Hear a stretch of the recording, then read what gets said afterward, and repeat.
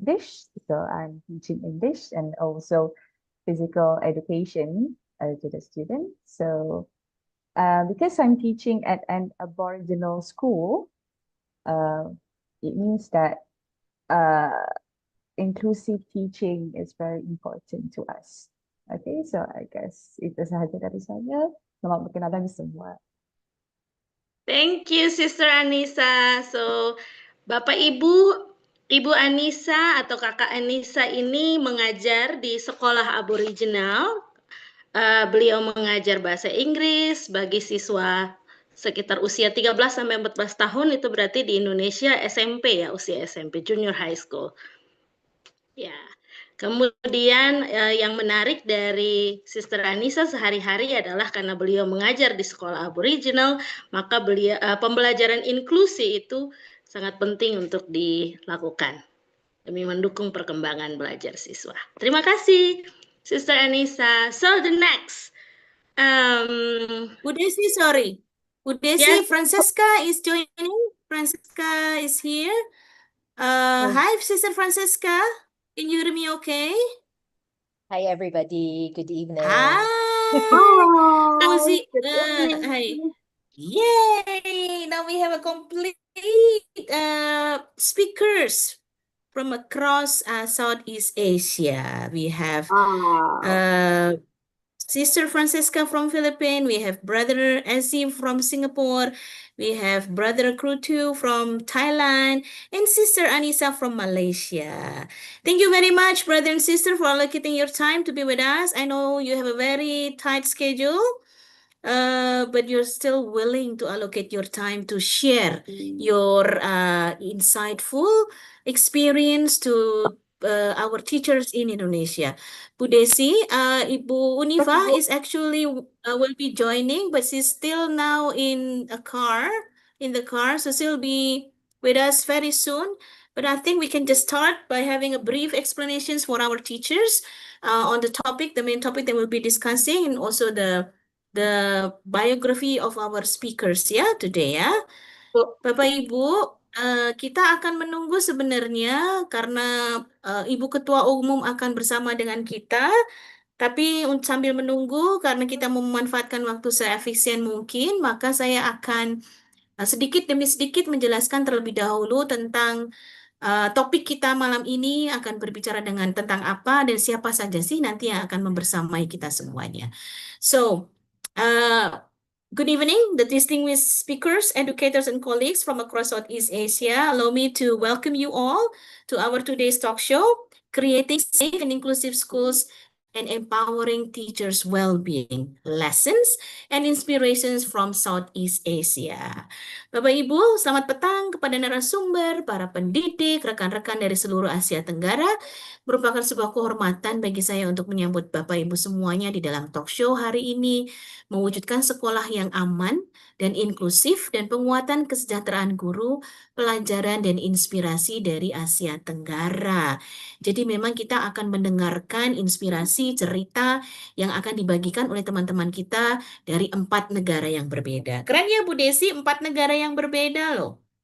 Luar biasa. Okay, let me introduce the speakers today. We have Francesca, the assistant professor at the University of the Philippines, the country's national university. Francesca is also the secretary of the AIIUP, Academic Employees Union, the Union of Faculty and Academic Personnel of the university. Her research interests are academic freedom, public sector unionisms and activisms, literacy studies, and anti-imperialist studies. Francesca, you may greet our colleagues from Indonesia, please. Hello, everybody. I'm very happy to join you tonight, and I want to thank Francesca, and very happy to see her and Juan, who I've worked with last, I think 2 months ago, and very looking forward to learning from everybody on what we can do to really improve the well-being of our teachers in Southeast Asia. Ya, jadi Bapak Ibu, Francesca ini adalah asisten profesor di sebuah universitas di Filipina. Beliau juga sangat aktif sekali membantu di dalam asosiasinya mereka ya, dan juga banyak sekali melakukan research tentang union, literacy studies, and also anti-imperialist studies. Beliau juga salah satu penggiat women empowerment dan juga teachers well-being. Thank you, Francesca, for being with us today. The second speakers is from Malaysia, one Anisha, one Ahmed. Previously, she has introduced herself as an English teacher serving at a school of Aboriginal atau orang asli, where she is dedicated to enhancing English language learning among underserved communities. She holds both a bachelor degree and a master degree in teaching English as a second language, and with strong interest in language educations, learner motivations, and inclusive pedagogies, she strives to create meaningful learning experiences that empower her students and support their academic growth. Anissa ini Bapak Ibu ketika ada forum bersama dengan EI dan UNESCO, I spent like 2 to 3 days with her as a roommate dan banyak sekali cerita-cerita yang kami share. Anissa, you may greet the teachers, please. Hello everyone, I am Ainisha. So saya dah perkenalkan diri tadi. Jadi selamat malam semua. Hey, thank you. It's great to be with you today, Anissa. Thank you. And the third speaker is Brother Az from Singapore. Az is an educator with 25 years of experience teaching mathematics, science, and physics to students with ADHD, ASD, and learning difficulties. His deep commitment to inclusive education and understanding diverse learners' needs shaped his move into full-time union work. He now serves as the Assistant General Secretary of the Singapore Teachers Union, atau STU, our best friend, yeah, where he advocates for teachers' well-being, professional growth, and recognitions. In his role, overseeing membership recruitment and engagements, he focuses on strengthening member growth, retention, and satisfaction through purposeful programs and value-driven initiative. Guided by empathy, collaborations, and a strong sense of service, Az is dedicated to building a supportive teaching community where every educator feels valued, empowered, and respected as a vital pillar of Singapore's education system. Please welcome Brother Az. Brother Az, please greet our colleagues in Indonesia. Good evening, everyone from Indonesia. I know in Singapore and Malaysia is 1 hour ahead of Indonesian time. I hope you guys have dinner already. I had mine. It's my pleasure because when Sister Francisca invited me, without hesitation, I just say yes. Cannot resist. Yeah. Thank you for your very quick response, Brother Az. And Ibu Unifa is with us. Ibu Uni. So, colleagues from I think Malaysia, from Singapore, from Philippine, and also the last from Singapore, Malaysia, Philippine, and Thailand. Thailand, Ibu. Yes. Hi, hello. I'm very pleased to meet you all. Thank you very much. And I will speak in both in Bahasa and also in English. Thank you for joining us Please, Ibu, for please. the final webinar sharing session with us, please. Thank you very much. Terima kasih, Ibu. Thank you, Ibu. Thank you for I'm still on the way for home. trying to be with us. She's in the car actually. Yes. It's very dark. But we can see you and we can hear you very clear. Yes. Take care, Ibu Unifa. Thank you. Welcome. Okay, let me carry on with Brother Tanawatsuwanapan, but he's preferred to be called as Kruthiu from Thailand. He is the PhD candidate from Chulalongkorn University and also co-founder of the Teachers Movement, Kru Korsor. Maybe later on you can explain what does the movement, yeah, brother, and currently serve as the Vice Secretariat of the National Thai Teachers Union. The key expertise from Brother Krutu is social justice and human rights educations, deconstructing Fighting the Culture of Violence in Schools, Teacher Agency and School Movement, and Democratic Citizenship. Brother, you may greet our colleagues in Indonesia, please. Yeah, good evening, everyone. It's my honor to be here today with you all. And so about Ku Koson is literally it mean teacher asked to teach. It is mean I think it's happened all around the world that teacher workload that uh teacher do more than teach in the school and so hard work that we cannot fully potential on our teaching. That's why I have found this group called Teacher Asked to Teach, that uh, we want to make sure that we have full potential on our teaching, on our student, focus on our student, not other stuff. Thank you. Oh, let me explain in bahasa. Allow me to explain in bahasa because it's very great movement.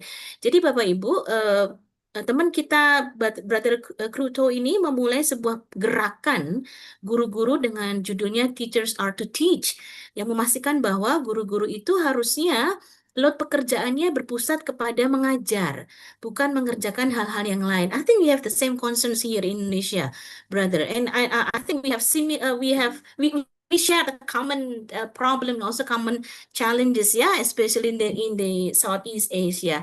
That's why we would like to hear more from you on the experiences, best practices, and the wisdoms that you can share to our colleagues, teachers in Indonesia, across Indonesia. Brother AC itu juga punya latar belakang yang sangat menarik karena beliau mengajar physics, mathematics, and science untuk anak-anak ADHD atau berkebutuhan khusus. Correct, Brother AC, ya? So you are focusing on the inclusive education, helping the students in needs, ya? With the ADHD and also other special needs, challenges and also problem. Jadi hari ini sangat kaya sekali, masing-masing punya background yang perlu di-share, yang perlu kita dengarkan. Ibu Uni, before we start on having the talk show, do you want to share something or give us some Bu, penguatan? I just want to say thank you very much for all the speakers across the ASEAN, and thank you for joining us tonight, and also for the sharing session, of course. And if possible, I just want to make a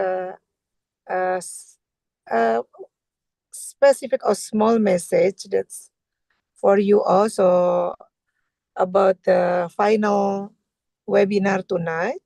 So thank you very much, because it is very important to us to share each one another from different countries about the about the inclusive education and other things. So it is very, very enlightening for us, for Indonesian teachers, especially for PGRI, and in the upcoming days we will have teachers PGRI anniversary 80 years. So thank you very much. Thank you, Ibu Francisca, who always with us, for sharing with all the Indonesian teachers across the country and now across the ASEAN regions. Thank you very much, and thank you all. So good evening and good day and good luck for you all. So thank you. I will leave because it's still on my way to home. On my way home. So very dark inside the car. So thank you very much, brother and sisters. Puan siapa yang dari Malaysia? Puan Anissa. Yes. Puan Francisca, Miss Francisca, and also our colleagues from Singapore. I know you very well. Lupa namanya, Angel. Brother Ezi, Ibu Ezi. Hi, Ezi. And also from who else, yeah? Oh, from Thailand, maybe. Thailand, from Thailand. From Thailand and others. Thank you very much. Have a good luck. Good luck for you all. Thank you. Please, Ibu Francisca, take care and bye. Thank you. Okay, thank you. Thank you, Ibu Uni. So, brother and sister, this webinar is actually a part of the celebrations of the PGRI. This year, we are celebrating our 80th anniversary. And then the peak of the celebrations will be on the 28th of November. Coming very soon, we'll be inviting thousands of teachers coming to Jakarta to have that celebrations. And I put this topic and you as a closing, as the final topic of our webinar series, because I see that this will be, on the first day, we're setting the tones. The teachers should take the lead on transforming educations. And then the last day, your topic will be sharing on, us as a teacher, we also need to pay attention, to pay enough attention to ourselves, especially when we are expecting to be able to cultivate the well-being of our students, meaning teachers will have to put as a priority. So that's why we would like to hear from you. We'll be having two segments from this talk show. The first segments will be exploring the stories from Malaysia and also Thailand about the inclusive educations, about the role of the teachers and from the school scope setting, and also from the organization scope setting, on how do we cultivate the inclusivity and also feeling safe in a school environment and also the organizations. So, and then the second segment, we'll be hearing from Brother AC and also Francesca on the well-being of the teachers and also of the students. But you can also share your expertise. I noticed, I'm aware that Brother AC preparing a beautiful slide, sharing the best practices that he would like to share to every one of us. So I'll also give the opportunity for you to what do we call that? To lead the sessions using the slide that you have prepared, yeah, Brother AC, ya. Ibu Desi will be helping us on interpreting. So, Bapak Ibu jangan khawatir nanti ketika saya memberikan pertanyaan kepada narasumber menjawabnya dengan bahasa Inggris. Ibu Desi nanti akan membantu untuk membuatkan summary-nya di dalam bahasa Indonesia supaya kita juga bisa menangkap dengan baik apa yang di-sharekan atau yang dibagikan oleh para narasumber tersebut. Oke, Bu Des, shall we start now? Yes, Ibu. We'll be starting with we'll be starting with Wan Anissa and also Brother Crew 2 to share their stories from Malaysia and also from Thailand. So, Miss Anissa, or how should I address you? Puan, yeah? Or just Yes, call you Puan. as Anissa? Yeah, you can just Puan, yeah? Puan Anissa. yeah. Yes, your background is very unique because you're teaching in a very specific school, yeah. So maybe you can start by giving us a short story about the background of the schools, the demography of your students, what make it different, and why do you decide to be the teachers on that very unique schools? Okay. Anissa, please. All right. Okay. So the school that I'm teaching at is a very small school where students there are only 30 students, and the school is specifically only made for Aboriginals or ITE students, and they are from two tribes, if I'm not mistaken, the Samotbari tribe. The Samotbari, it stands for people of the jungle. Actually, in their language, it is called people of the jungle, and also from the Jakun tribe. At that school, most of the students are underprivileged, if I might say so, because it can be seen from my own observation that they lack the necessities to learn by themselves. And sometimes these students, they don't have parents to take care of them. But culturally, they are taken care of the tribe leader, or in their own language, they call the child leader as we, which in English would be known as grandmother. So they are taking care, the children who doesn't have parents are taken care of by their grandmother. So at school, the students have difficulty in reading, writing, and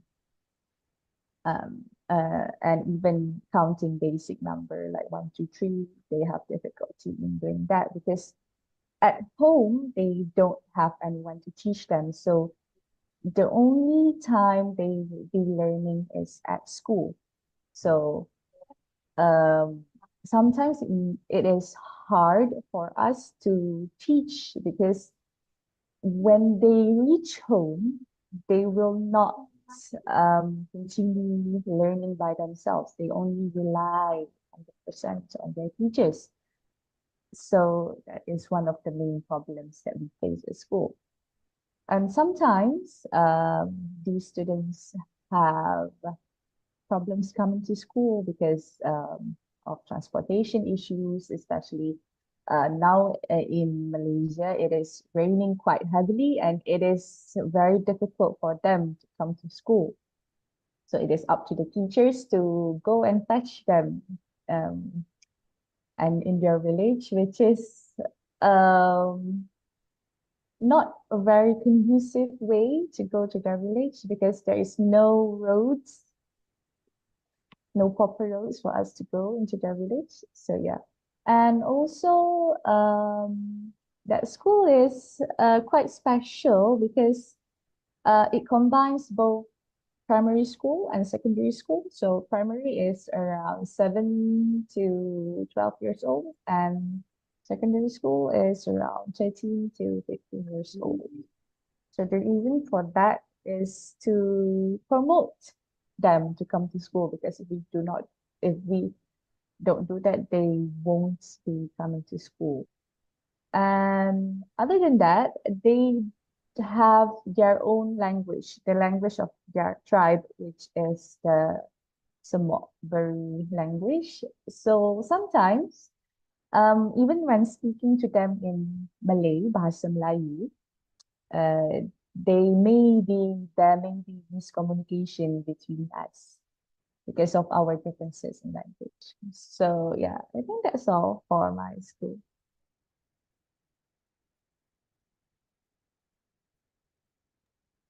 Okay, thank you. Thank you for your story, Puan Alright. Anissa. Ibu Desi, would you like to? Iya, Ibu. Thank you, Puan Anissa. So, Bapak Ibu guru, yang tadi Ibu Anissa sampaikan itu adalah cerita tentang kondisi sekolah yang beliau ajarkan atau beliau ampu di Malaysia, sekolah aboriginal atau apa namanya orang-orang asli di sana. Nah, ada tantangan-tantangan yang beliau hadapi ternyata ketika beliau menjadi guru di sana dalam yang berkaitan dengan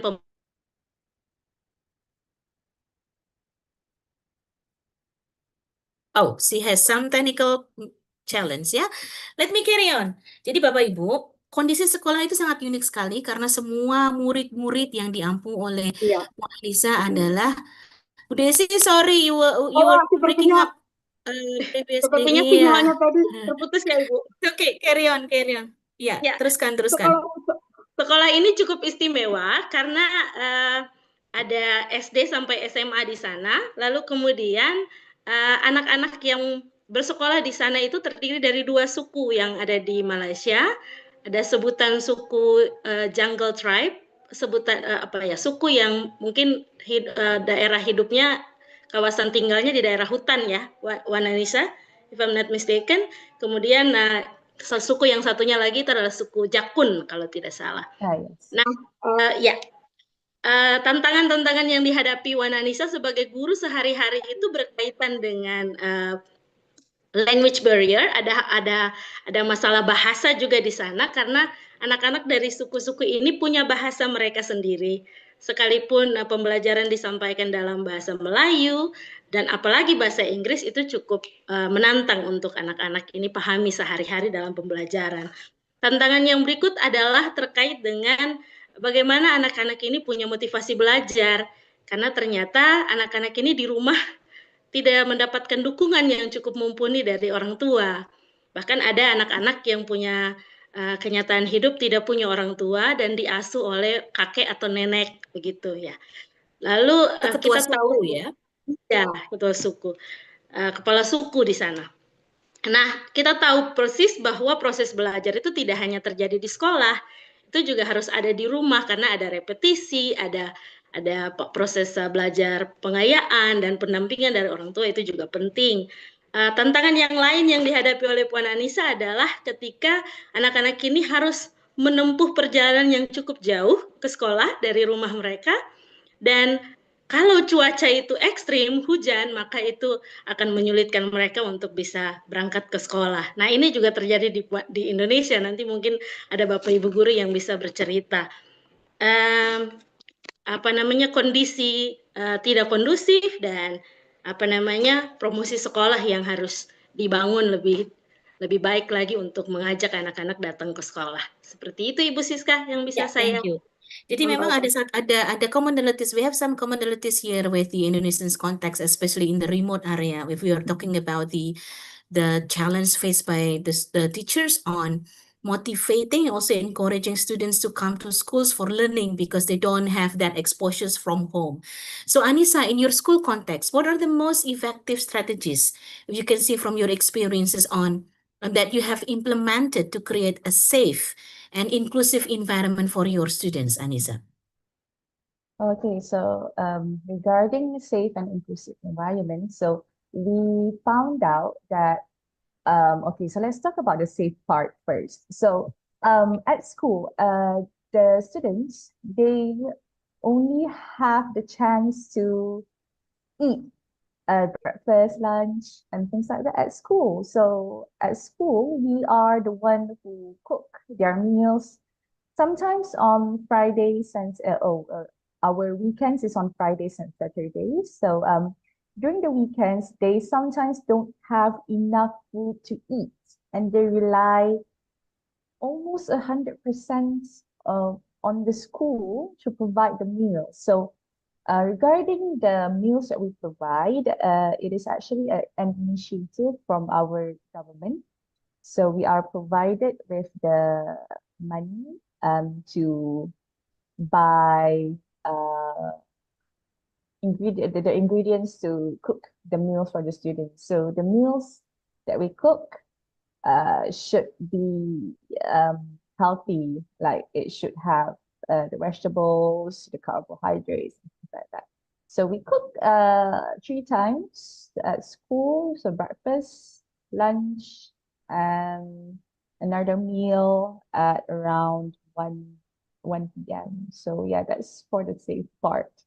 And also for inclusive teaching, so what we found out is that the Samot-Buri tribe, they like music, they like dancing, they like singing. So we try to cater what they like in our own teaching. So we have songs, we have dance, and what we teach is on par with their level, sesuai dengan mereka punya level. So we won't teach them something that is too high, too hard for them. So we just teach them basic. So because I'm teaching English as well, so we just teach them basic English, basic words, about, for example, about your family, about your friends. As long as they know how to read, so as long as they have the ability to survive in the real world, so that is our objective there. So yeah. Okay, Ibu Siska, so can I? Yeah, please. Jadi Bapak Ibu menarik sekali karena sekolah ini para guru tidak hanya mengajar para siswa, tapi mereka juga masak dan menyediakan makanan untuk para siswa. Jadi dalam satu hari siswa akan makan pagi, makan siang, kemudian ada satu kali makan ekstra lagi. Makanan yang sehat yang diberikan kepada anak-anak. Saya pikir itu sesuatu yang menarik untuk disampaikan juga. Lalu terkait dengan pendidikan dengan inklusi, karena kondisi yang tadi sudah disampaikan oleh Puan Anissa, maka pembelajaran di sana dirancang untuk tidak yang terlalu sulit, tidak yang terlalu memberatkan siswa. Pembelajaran itu berkaitan dengan apa yang dekat dengan para siswa, yaitu apa yang mereka suka, bernyanyi, menari, kemudian minat yang sesuai dengan minat mereka dan level mereka. Bahasa Inggris yang diajarkan pun adalah bahasa Inggris dasar tentang keluarga, tentang teman-teman dan konteks kehidupan sehari-hari. Demikian Ibu Siska. Ya, jadi ada satu pesan sebenarnya bahwa inklusi itu including kan ya, menginclude atau mengikut sertakan semua peserta didik. Artinya apa? Artinya memang harus ada sebuah adaptasi atau adjustment yang dilakukan oleh seorang guru ketika melihat kondisi anak-anaknya seperti apa. I think in this context differentiations also take parts a lot ya, Anissa ya. The variety of the learning instructions, the variety of the learning strategies are strongly cultivated and developed for the needs of the students. Right. One last question for you, Puan Anissa. I strongly believe that the teaching's calling is the biggest motivations that lead you to choose to be the teachers. It's a very noble professions, and we all are agree that teachers are a noble professions. What is the message or what are the things that you would like to convey to us, the teachers in Indonesia? Because sometimes we also face some challenges. Sometimes we also face some difficult situations. Sometimes we feel we almost give up with the load of the work that we have, with the needs of the students that are very various, and also the lack of the support that we got. Sometimes we feel alone. What would you like to say for us as a teacher here? So yeah, sometimes I myself feel like I want to give up and I feel like I want to quit being a teacher. But at the end of the day, it's not just about me. It's about the students that I'm teaching. So I believe that what I'm doing can change someone's life. If not all, then at least one person's life. So that's why I'm still teaching, despite the conditions of my school, where we don't have enough facilities, we don't even have enough classes, but we make do with what we have, because it's not just about it's not just about teaching. Teaching is not just teaching them how to learn. It's helping them to be able to survive in the real world. So yeah, that's what I am going to share.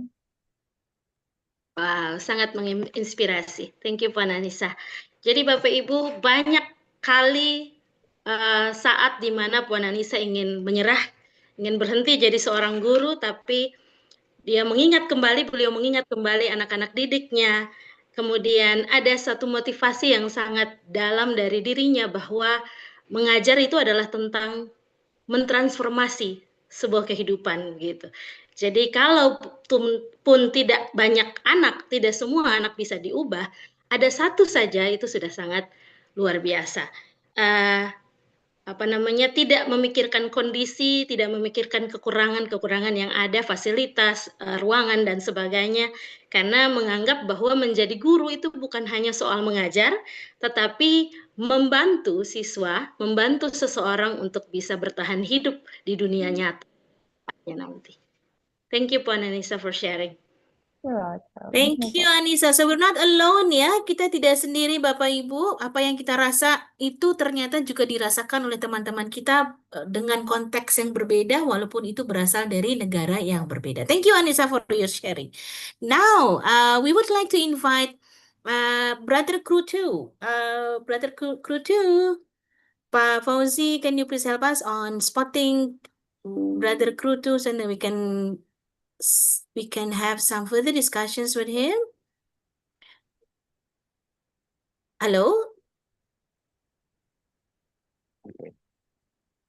Krutu from Thailand, Fauzi. Yes. Yeah, I'm here. Okay, all right.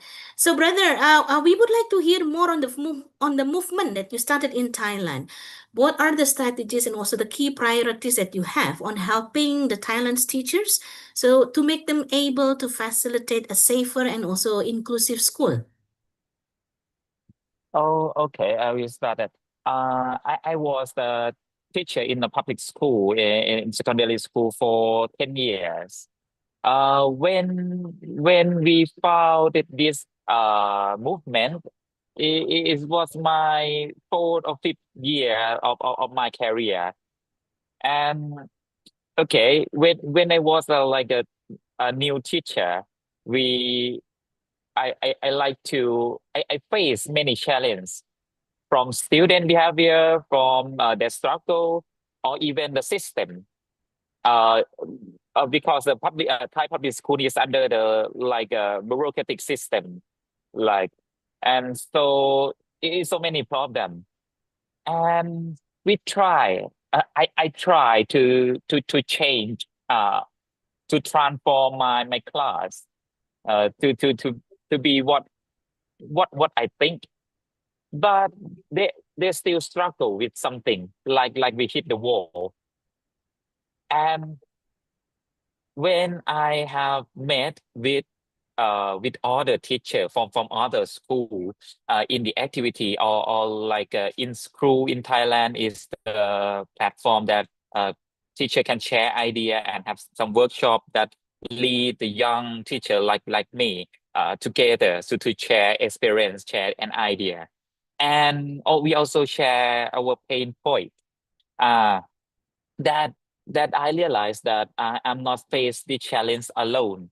That why we have come together and found this movement, and then we have joined the union later, just last 2 years, and we ongoing to like transforms the union to be the real union, and like a stand up with the teachers.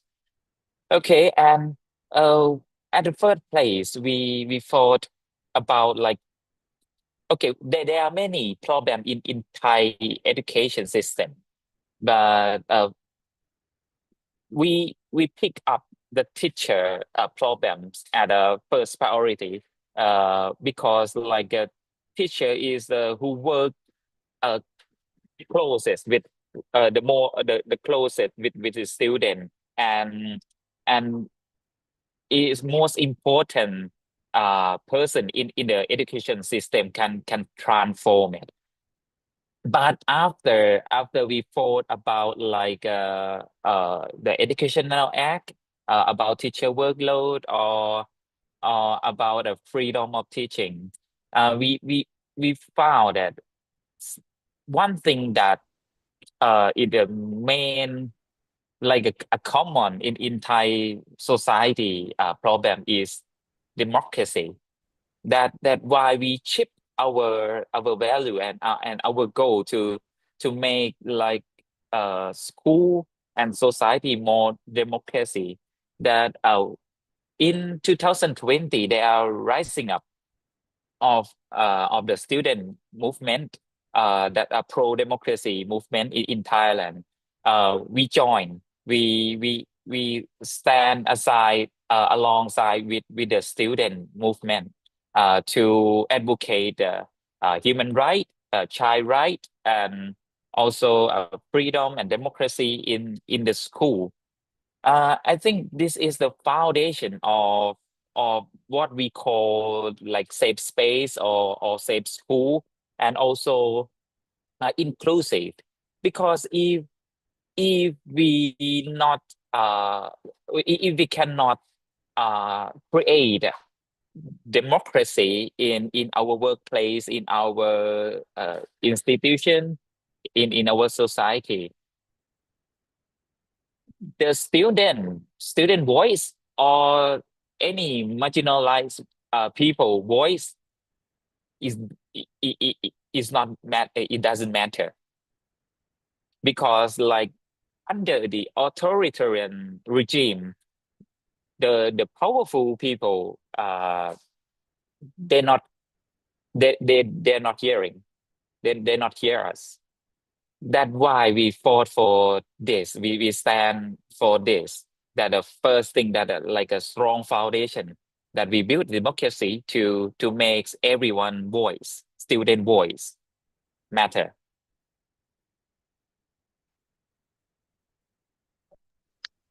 Okay, Brother Kruto, thank you for sharing and explain about how you start the movement with the other teachers, with your friends at your college in Singapore. Bapak Ibu, saya coba menjelaskan dengan ringkas apa yang sudah disampaikan oleh Bapak Kruto tadi, bahwa ternyata ketika beliau mulai menjadi guru di Singapura, ternyata beliau menemukan beberapa atau banyak sekali tantangan-tantangan. Kemudian beliau mencoba untuk melakukan perubahan-perubahan di kelas, di sekolah, tetapi ternyata masih juga tidak bisa menjawab tantangan atau persoalan yang dilihat, ditemukan di sana. Kemudian beliau bertemu dengan beberapa teman guru di Singapura dan mereka ternyata punya pendapat atau punya gagasan yang sama, sehingga mereka membuat suatu gerakan. Lalu gerakan ini bernapas untuk bagaimana menciptakan untuk memperjuangkan demokrasi bagi guru, tetapi juga bagi siswa, supaya dapat mengakomodir persoalan-persoalan guru, gerakan-gerakan pendidikan, dan kemudian bagaimana melihat beban kerja guru itu dalam keseharian dan tanggung jawab mereka di sekolah. Ada banyak sekali yang sudah dilakukan, dan setiap kegiatan-kegiatan atau gerakan-gerakan yang dilakukan untuk guru dan siswa itu selalu mereka organisasi atau movement ini, gerakan ini dampingi bersama-sama demi menciptakan suatu lingkungan belajar yang sehat, inklusi, mengakomodir kebutuhan siswa-siswa yang termarginalkan di sana. Sebab jika itu tidak dikawal dengan sangat baik, jika tidak ada suatu gerakan yang bisa menyuarakan hal ini, maka para penguasa yang mempunyai otoritas di sana tidak akan mendengarkan itu. Demikian Bapak Ibu. Ibu Siska.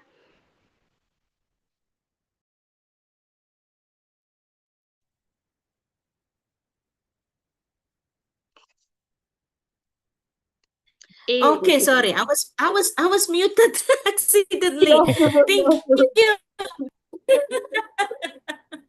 Okay, so brother, it is a very good movement, yeah.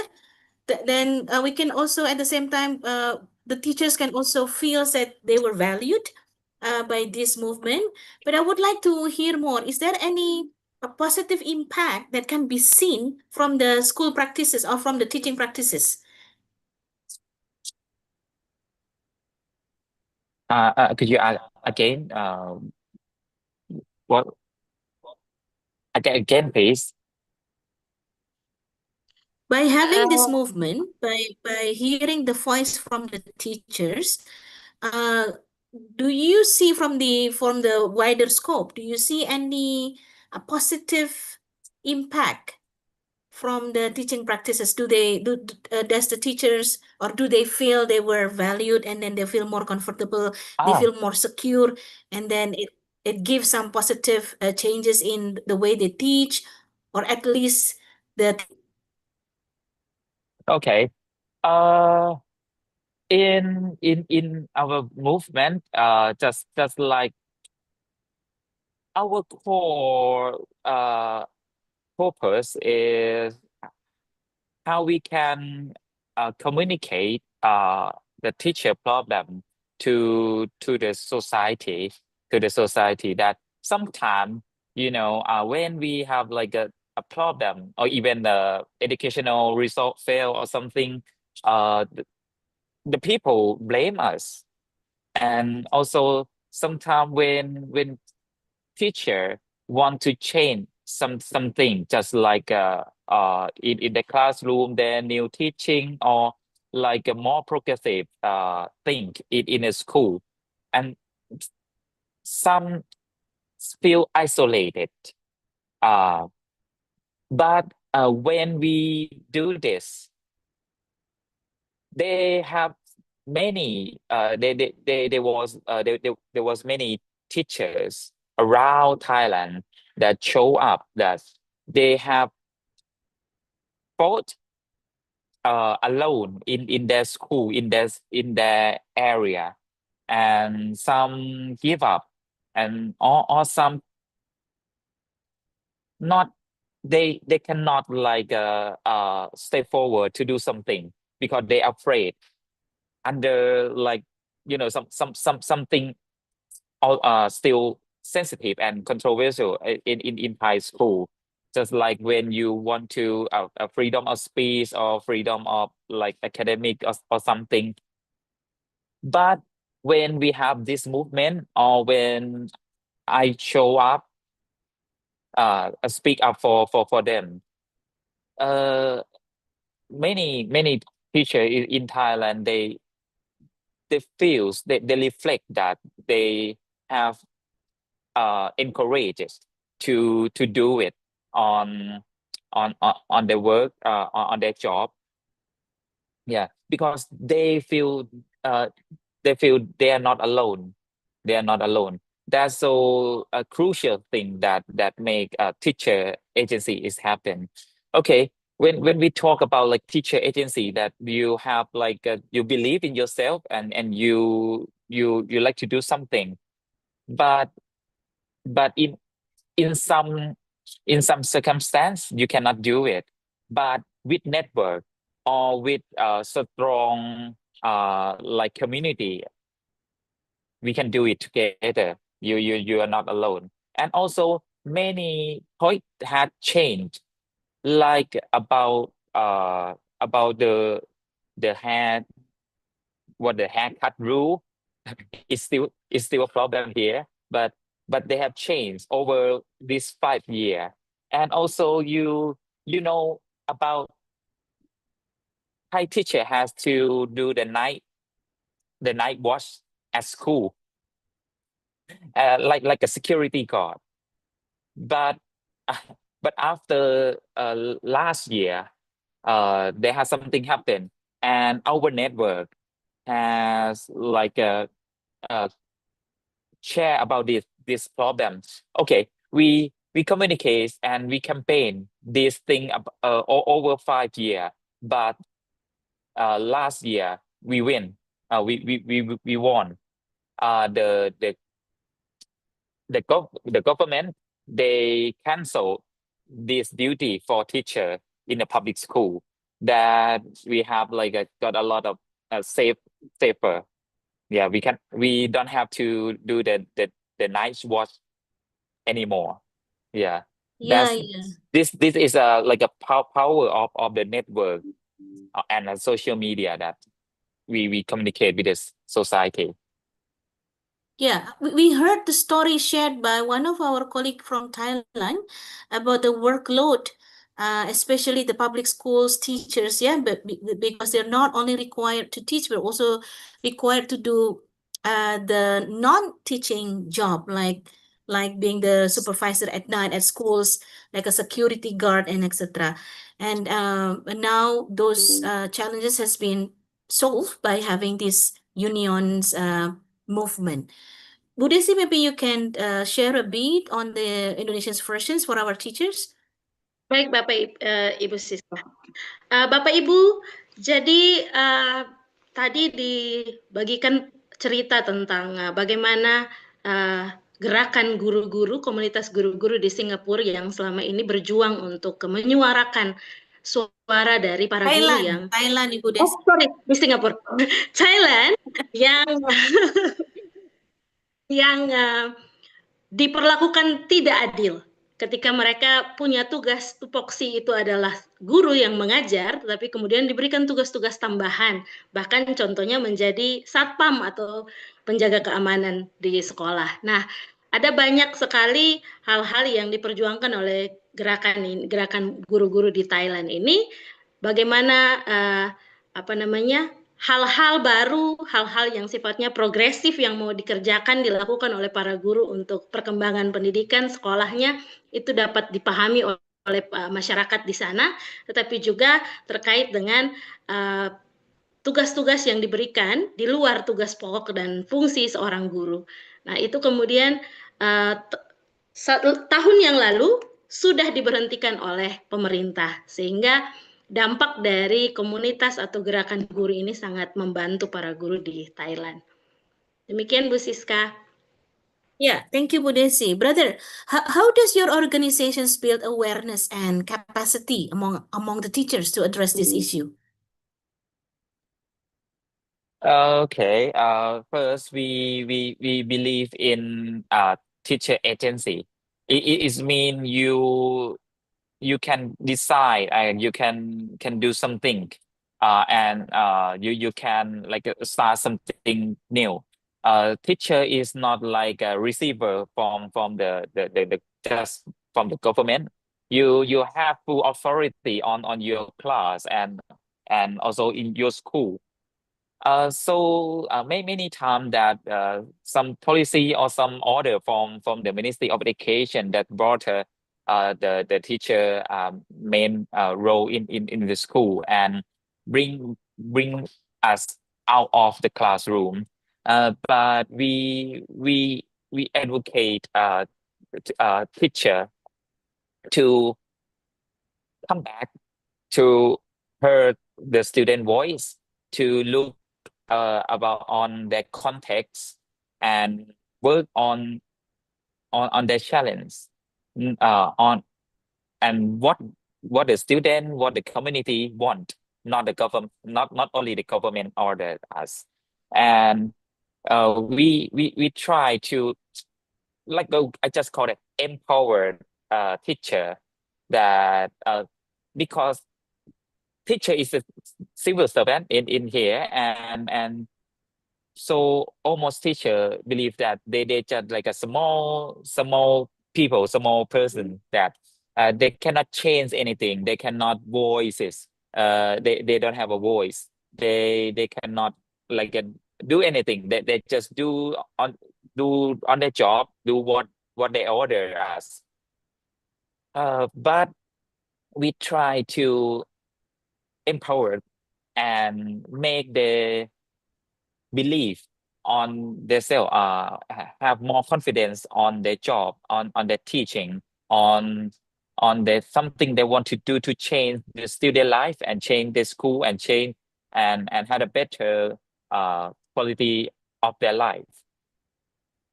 I always say that teacher, we have got a lot of teacher. We are small, but the ocean is come from the small drop of water came together. If you don't believe that you cannot like change anything, come together, unite, and believe in our solidarity and stand up together. We can change anything that we want. Thank you. Beautiful analogy, yeah? Oceans. Come together with the solidarity and let's solve the problems. Oh, okay. I catch there, at least there are two keywords that you have conveyed: the teacher's agency and also empowerment. That is actually strongly relates with the second segments later. We're going to invite Brother AZ and also Sister Francesca on talking about the teacher well-being and empowerment plus the inclusivity of the schools from Brother AZ. But we will give the opportunity before that. I will give the opportunity for Ibu Desi to translate first, and then we will open 2 or 3 questions from the audience for Sister Anissa and also Brother Tanawat, ya. Bu Desi, please. Baik, Ibu Siska. Bapak Ibu sangat luar biasa, kata-kata yang sangat kuat menguatkan kita sebagai guru tadi disampaikan oleh Brother Kruto, bahwa ada 2 hal yang mereka kerjakan untuk membangun kembali kesadaran diri, kepercayaan diri para guru di Thailand, yaitu yang pertama adalah teaching agency atau agensi guru. memberikan pemahaman kembali kepada para guru bahwa mereka punya kebebasan untuk mengambil keputusan profesional berdasarkan pengetahuan, pengalaman mereka untuk mengembangkan pengajaran atau pembelajaran yang mereka lakukan di sekolah-sekolah. Mereka harus didorong untuk sekalipun dilihat karir guru itu, pekerjaan guru itu kecil, tetapi mereka punya dampak yang sangat besar. Mereka bisa mengubah para siswa, mengubah kualitas hidup mereka. Dan tadi yang terakhir yang menarik digarisbawahi oleh Ibu Siska, analogi yang dipakai oleh Brother Kru itu adalah laut itu terbentuk dari setetes air. Kalau guru bekerja atau berjuang sendiri itu akan sulit, tapi ketika mereka bersatu bersama-sama dalam komunitas gerakan ini, maka mereka akan membuat suatu perubahan dan berdampak besar. Terima kasih Ibu Siska. Thank you Bu Desi, Bapak Ibu. Kita punya waktu sebentar untuk memberikan opportunity atau kesempatan bagi Bapak Ibu untuk berinteraksi dengan dua narasumber pertama. Jadi boleh bertanya melalui chat atau open mic kepada Sister Anissa and also Brother Krutu. Silakan. Oh, ada Miss Andri raise hand. Bu Desi boleh mengalirkan diskusinya, silakan. Ada yang Boleh raise hand, Ibu. Miss Andri. Miss Andri boleh dinyalakan mikrofonnya, kemudian memperkenalkan diri dari sekolah mana dan menyampaikan pertanyaannya. Silakan Ibu. Oh, nggak bisa. Mas Fauzi bisa dibantu untuk unmute Miss Andri?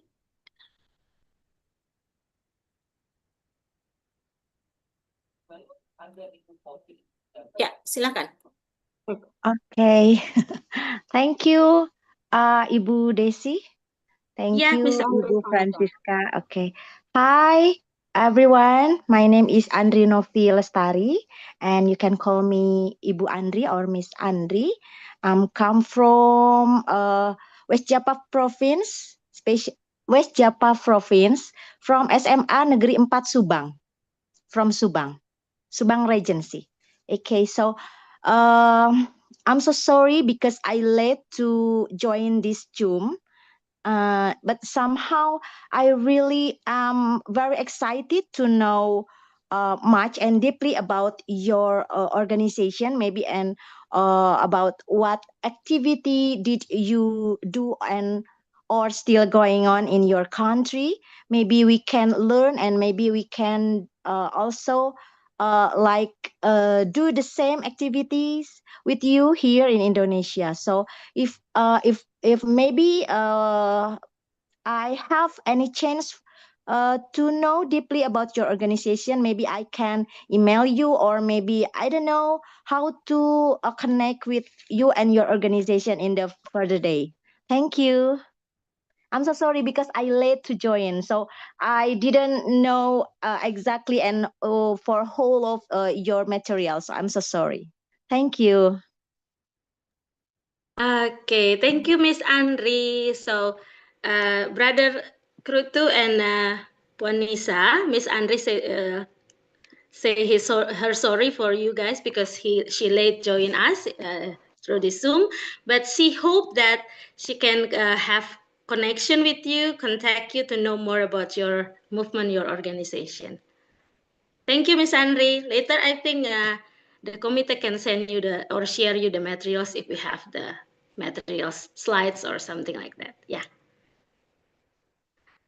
Next, we have Pak Arif from Nusa Tenggara Barat. Yeah, Pak Arif, you can unmute yourself and then introduce yourself and ask your question. Terima kasih banyak, Bu Desi. Terima kasih banyak. My name is Arif from West Nusa Tenggara. I would like to ask these questions for Puan Anisha. I love the school, very unique. This questions is, and how do you teach them to read? Because they have their own language, right? They have their first language that's maybe different with the second language. And how do you teach them to read? I want to know the strategy How do you teach them to read? Only that. Thank you very much for this chance. Okay, so I'll be answering that question. Okay, so Yes. actually it starts from a preschool. So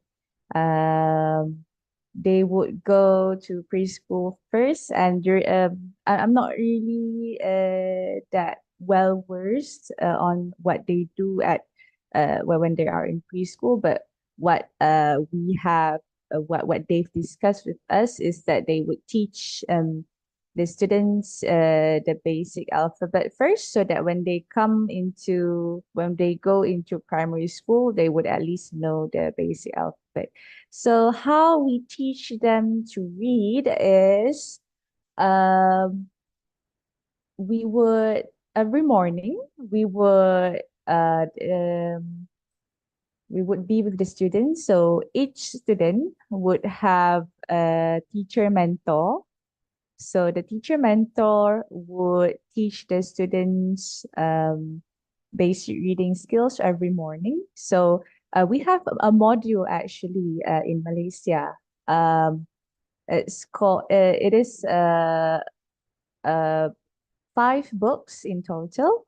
So the books that we have are created for the purpose of teaching reading skills for students who have difficulty in reading. So there are 5 books altogether, and the books are called Bacalah Sayangku, which would translate to Do Read My Love. I like that, I think. Okay, so the books, because in Bahasa Melayu, in Bahasa Malaysia, we learn suku kata, right? I think it's similar to Bahasa Indonesia. Please correct me if I'm wrong. So we learn if saya, saya. So we learn that like that, right?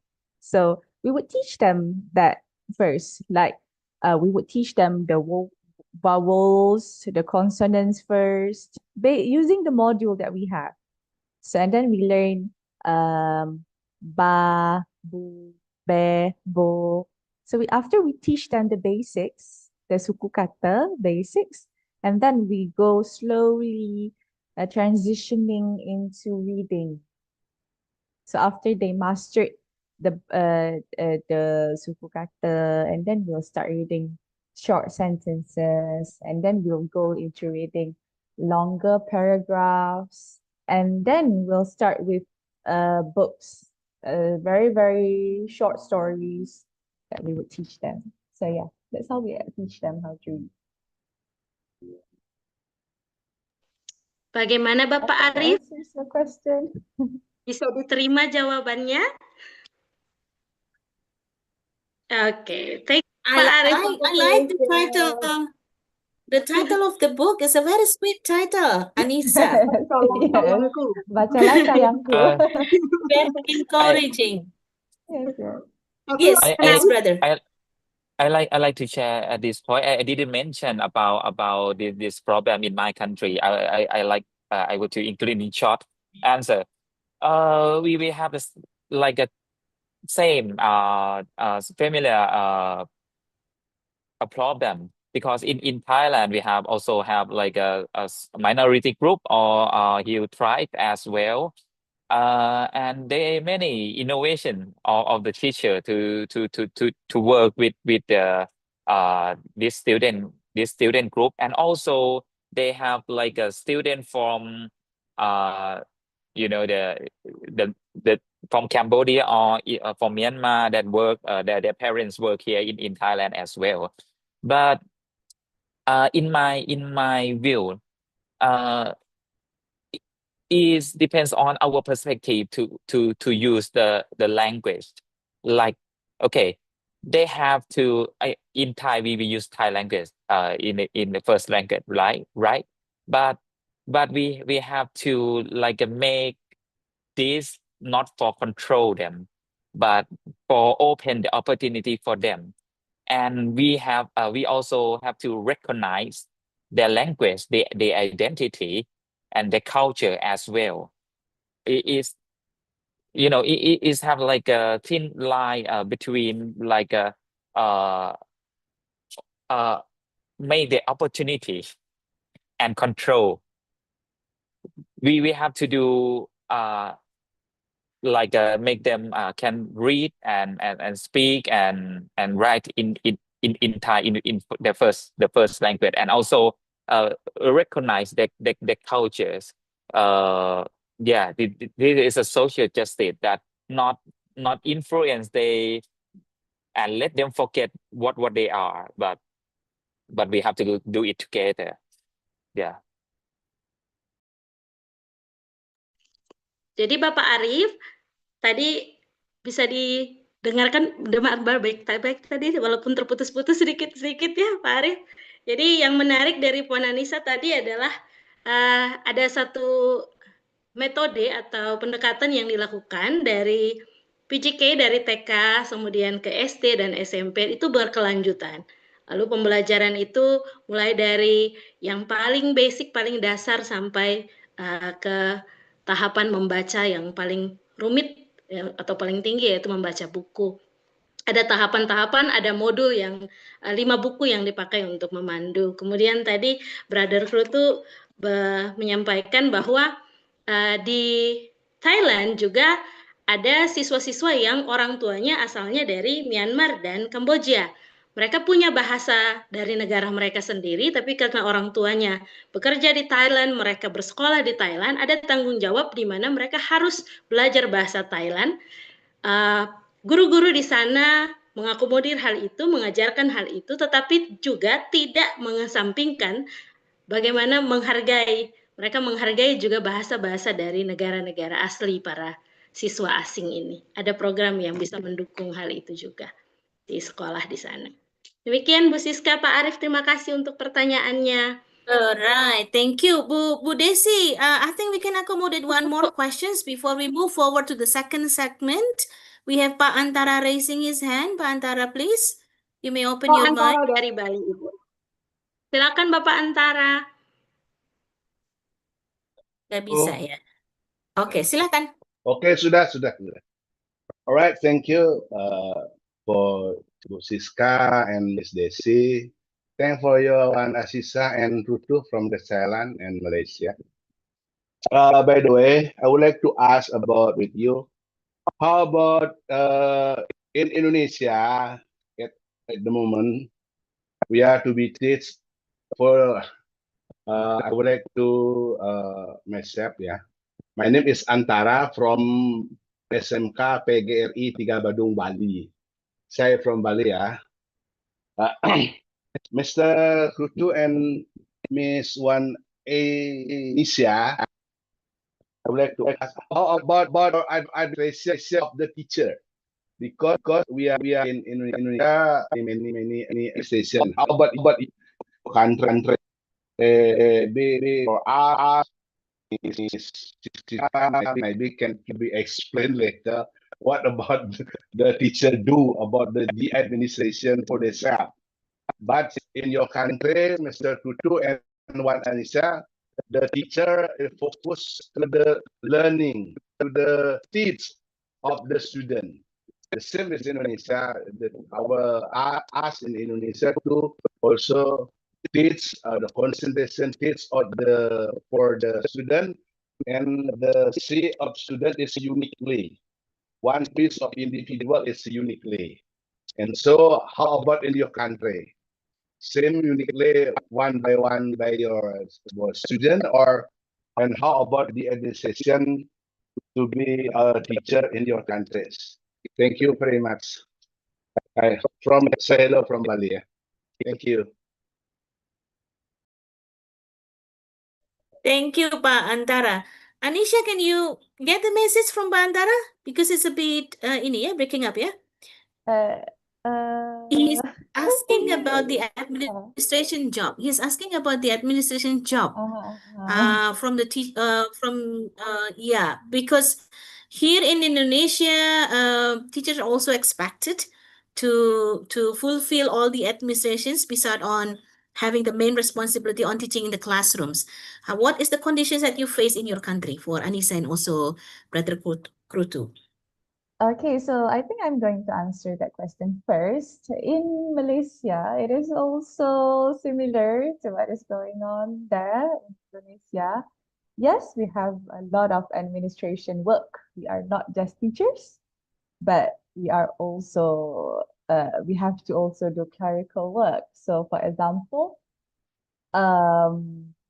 we have to after examination, we have to key in the marks, we have to do the statistics, and then we are the one who are responsible for the how do I say this? Like our furniture, everything that we have in our school, the chairs, the whiteboards, the desks, everything comes from our government, right? So it is our duty to keep a record of everything. And it is also our duty to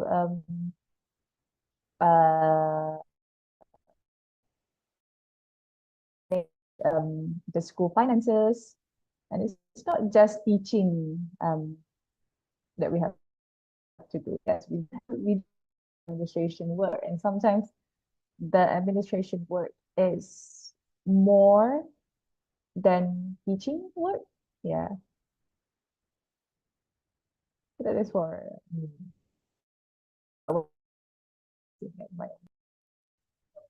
Senasib Pak Antara. Senyum berarti sudah.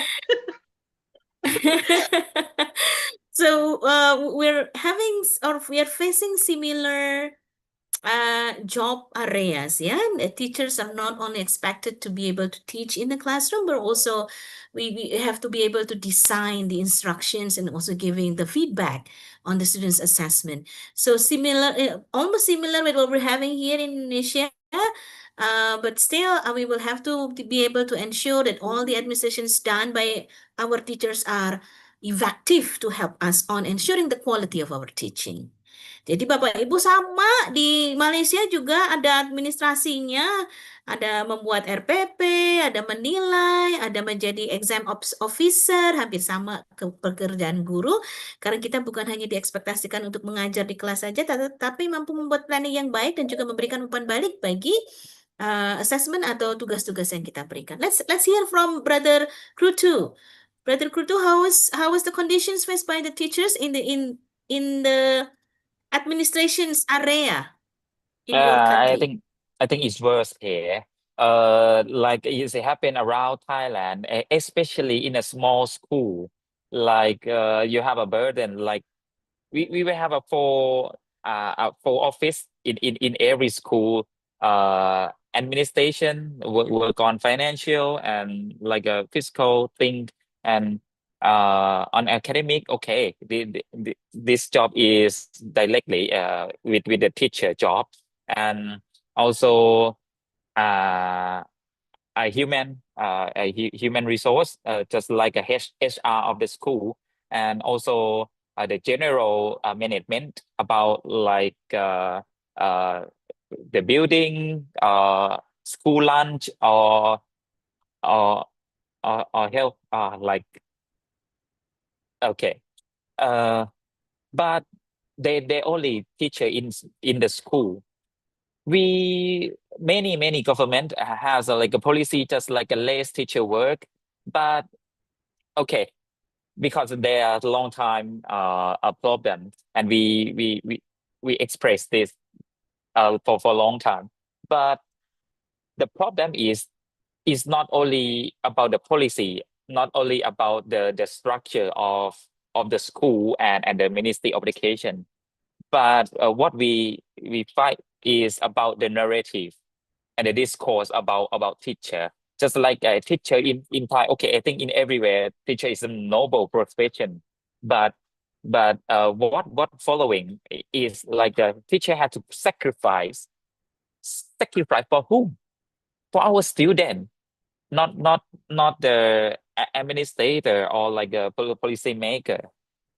Because something we have to hold the principle that the best interest is for our student, not something that from who get benefit is above us, right? Okay, and that what going on, like we are working on it to have a less work. We done now in ครูขอสอน we not uh tell that less teacher work. I say more teacher work is mean actually teacher work, just like teaching, preparing the lesson, or give mark or give the student feedback is necessary, and also like talk and understand the student, that for the student. But the other works that anyone can do it, not our job, not on our job description. We have to avoid to do it. Just like, in some small school in Thailand, teacher have to let their student in the classroom to cooking lunch for the kid. Why?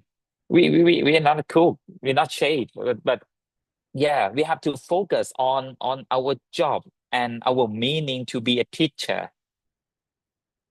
Yeah, that what we still work, and that's why I say that ครูขอสอน like, communicate with the society to shift, to change the narrative, to change the discourse, and now is working.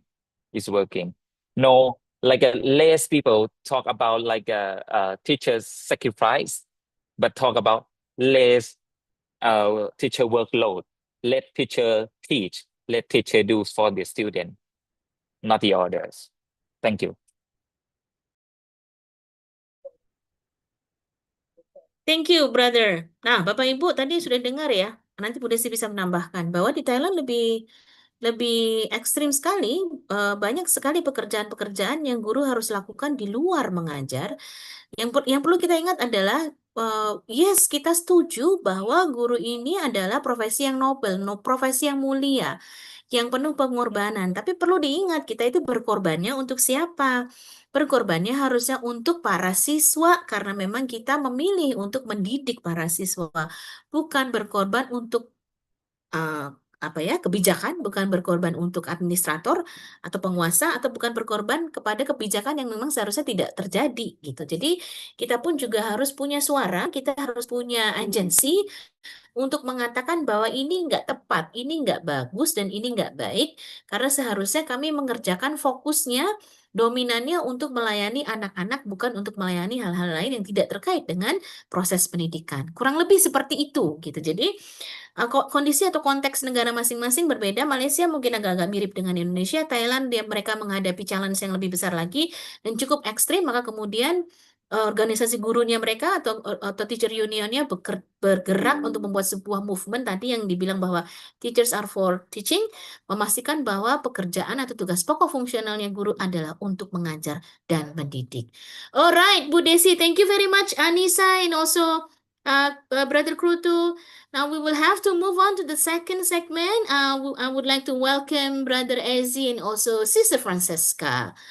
Please welcome them on our stage. We give Brother Krutu and also Anissa a big round of applause. Thank you for your sharing. Please do stay with us because I would like to ask you to give us the closing statement later at the end of the sessions. Yeah, Francesca and also Brother Ezzy. Hi.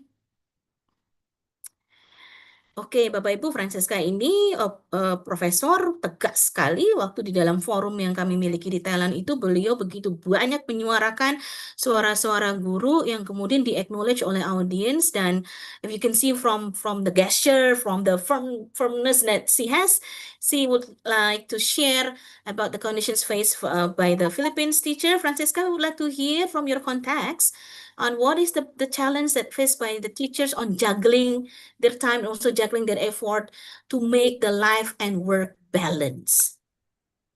Hello everybody. Hi. An interesting thing is that teacher in Filipino is guro. So in Bahasa Indonesia it's guru. right? So in the Filipino language, it's the word is guro. So these are two closely related words, right? And at the same time, we do have also the same situation as many other countries in Southeast Asia, Thailand, in Malaysia, in Indonesia, where teachers are very burdened by the work that they do in the classroom.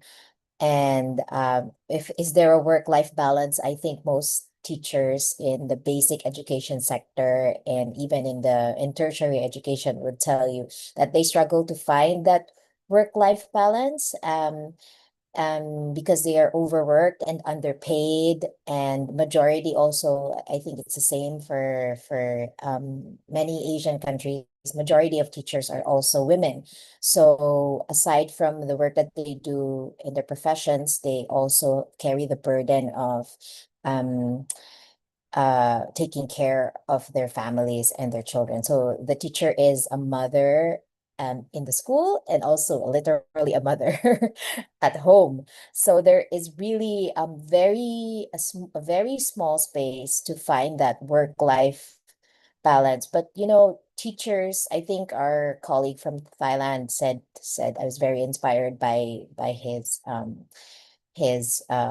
testimony on teachers, that why do we say that teaching is a noble profession? Because the world really needs teachers. Teachers are the most important persons in society. They're the most important resources in society. But the question that we're all here trying to answer, all of us here, is that if teachers are the most important resources, why are they suffering? Why are they the ones that are most neglected? And it really shows in their day-to-day lives. In the Philippines, the average salary of a teacher is around $500. So after taxes, that's around a little under 400 US dollars. And that's with the economic crisis, that's very difficult to live on. And then we also have that overload of clerical work, of paperwork. Teachers are there are policies, national policies that sort of limit the number of teaching hours to 6 hours, and then the non-teaching work to 2 hours. But these are still not very broadly implemented or weakly implemented. So especially like in Anissa's case, teachers who teach in far-flung areas, who teach in underprivileged sectors, like in the areas with indigenous peoples, or impoverished areas in the Philippines, they really bear the brunt of making sure that students learn with the very few resources that they have. So the teachers really do not have any work-life balance, but because of our shared Asian values, our orientation, and that sacrificial nature of teaching, and also women teachers also view this as something that they must bear, they must suffer, they must overcome. But would not want to proceed into the future, especially with the AI on the horizon, with teachers even sliding more into misery and suffering. I think that's a lot to translate. So I'll stop there. Francisca knows that I talk a lot, so I'm going to try to keep my answers efficient. Always very happy to listen to you, Francesca. Bu Desi, please. Bapak Ibu, tantangan yang dihadapi oleh Miss Francisca di Filipina itu kurang lebih sama juga dengan yang kita hadapi di negara kita di Indonesia, juga dengan Thailand dan Malaysia tadi yang diceritakan oleh pembicara sebelumnya. bagaimana guru sangat struggle, sangat terbeban sekali dengan beban-beban pekerjaan yang begitu banyak, lalu kemudian tidak punya keseimbangan antara pekerjaan dan kehidupan mereka yang real, yang di luar pekerjaan itu. Bagaimana mereka menempatkan diri di sekolah dan kemudian di rumah, lalu ada tantangan soal penghasilan atau gaji yang tidak seberapa, yang tidak sesuai dengan beban kerja guru yang begitu banyak, administrasi dan sebagainya. Padahal dunia ini mengakui, di Filipina juga selalu menyampaikan bahwa pekerjaan guru itu adalah pekerjaan yang sangat penting, sangat mulia. Guru adalah sumber belajar, tapi kemudian pertanyaan kritisnya muncul adalah mengapa guru yang dikatakan penting dan merupakan sumber belajar itu tidak dihargai semestinya, tidak diperhatikan dengan istimewa. Mereka masih bergulat dengan banyak sekali hal-hal yang memprihatinkan. Begitu juga guru-guru perempuan, apalagi yang punya tanggung jawab dengan keluarga, bagaimana membagi dirinya dan sebagainya. Referensi terbatas sekali bagi sekolah-sekolah yang ada di daerah-daerah terpencil, tetapi guru-guru begitu berusaha untuk tetap mengajar bagi anak-anak, dan itu menjadi tantangan juga di Filipina. Ibu Siska bisa menambahkan? Ya, cukup. I'll be moving forward with the next questions, Francisca, because with the challenging situations that we face, we are always expected to be everyone, to be able to play any roles in the classrooms. Yeah. Then how do your unions help the teachers to support the teachers' mental health and also well-being, Francisca? When we talk about well-being, the first thing, of course, the first aspect of that is your health, like your mental health, your physical health, whether you have enough strength or you're healthy, right? You're not sick. That translates to having support for healthcare that teachers can especially when women teachers, they age, they need more support for their medical needs. And when it comes to mental health, we want teachers to be able to avail of professional services for their mental health. A lot of teachers experience anxiety. I think in Southeast Asia, depression is also not a very still not talked about as much when it comes to how teachers experience it. Well, we always talk about students undergoing depression, but teachers also face depression and other mental health conditions. And so they should have access to professional help. And the education system should be able to address all of these medical needs. And another aspect of well-being is that you're not going to be able to feel that your well-being is within reach if you cannot exercise your rights. So your well-being is tied to how well you are given the opportunities to claim your rights. And one of those rights is your economic rights. So are you paid well? Are you given a good allowance? Are you the one spending for your classroom material? Like in the Philippines, teachers spend up to maybe $70. So for a teacher who's taking home $400 a month, and then they spend on average a month $70, that's already a lot for them to shoulder, for the needs of their classroom and the needs of their students and their teaching materials. Is your salary updated in order so that it could meet rising costs of basic needs? Because your family also needs to be taken care of. Are you given security of tenure? So all of these economic rights. Are you given economic benefits that will allow you to augment your income? A lot of teachers in the Philippines, they sell things in the classroom, like they sell sausages, they sell rice cakes to their students because the pay is so low. And then another thing is your political rights. I'm sorry, I'm also a mom. I'm also a mother aside from teaching, so I'm at home with my children. I'm sorry about that, but and also, your well-being is tied to how you can practice your political rights. Our colleague from Thailand expressed it very, very well in that teachers need to feel like they're not alone. They need to feel like they're with other teachers who are experiencing the same thing. So are teachers allowed to unionize? If they unionize, are they harassed? Because in the Philippines, teachers who are very vocal about issues, who fight for their rights, who really join a progressive militant union such as Alliance of Concerned Teachers, which our union is a part of. They are subject to state harassment, state surveillance. They are red tagged or branded as terrorists by the government. There's a real danger to their lives. So are you able to practice that academic freedom? Are you able to practice the freedom of expression?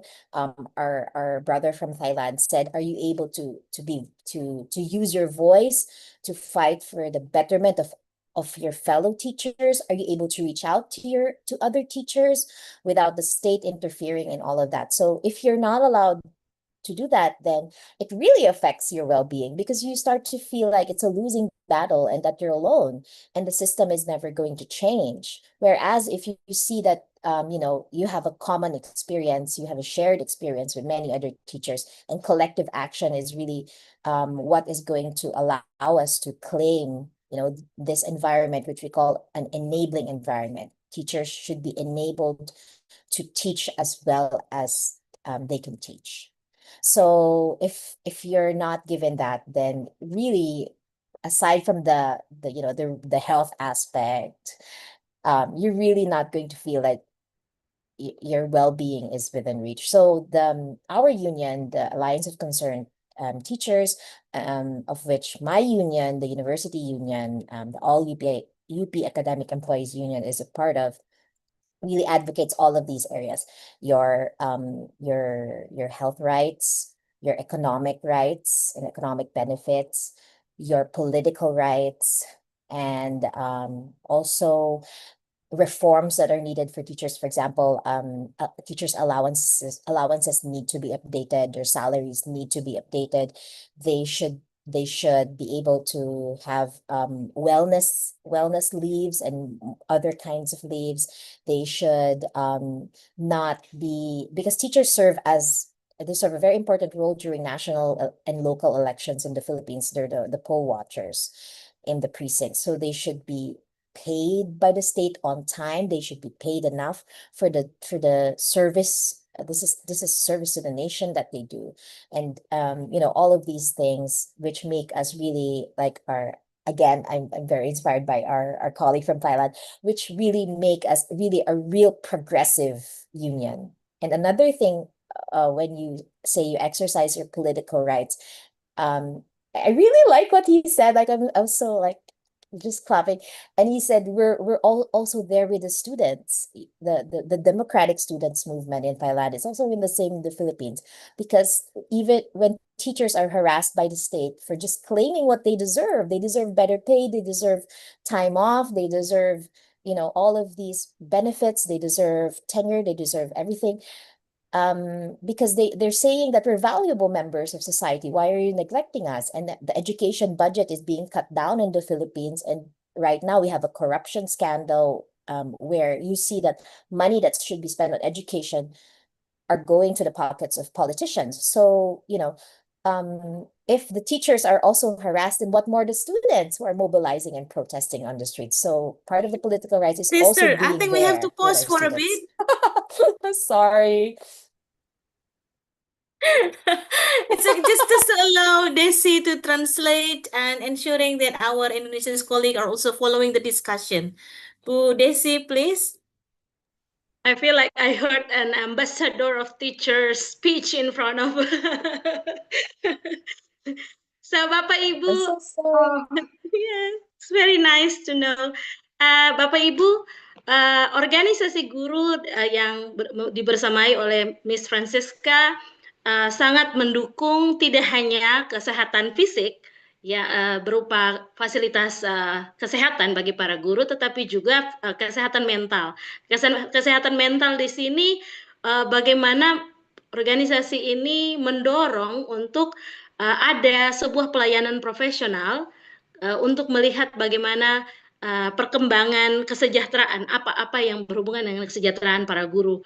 Kondisi di mana seseorang merasa sehat, aman, bahagia, tidak hanya fisik tapi juga mental dan emosional, begitu juga dengan rasa aman, termasuk juga dengan kebutuhan-kebutuhan finansial.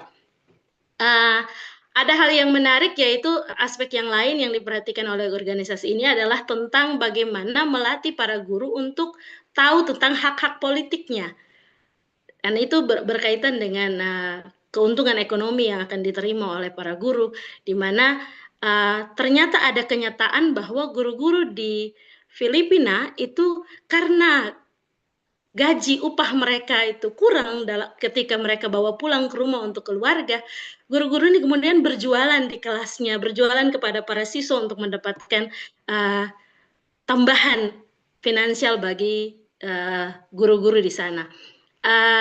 Ada hal-hal yang lain juga yang kemudian didorong oleh organisasi ini untuk mengubah sistem di sana terkait dengan mengadvokasi kesehatan mental, ekonomi, politik, mengubah, mereformasi gaji atau upah para guru, memberikan cuti-cuti yang menjadi hak para guru, lalu ikut membersamai protes-protes terhadap pemerintah tentang potongan-potongan biaya pendidikan dan sebagainya.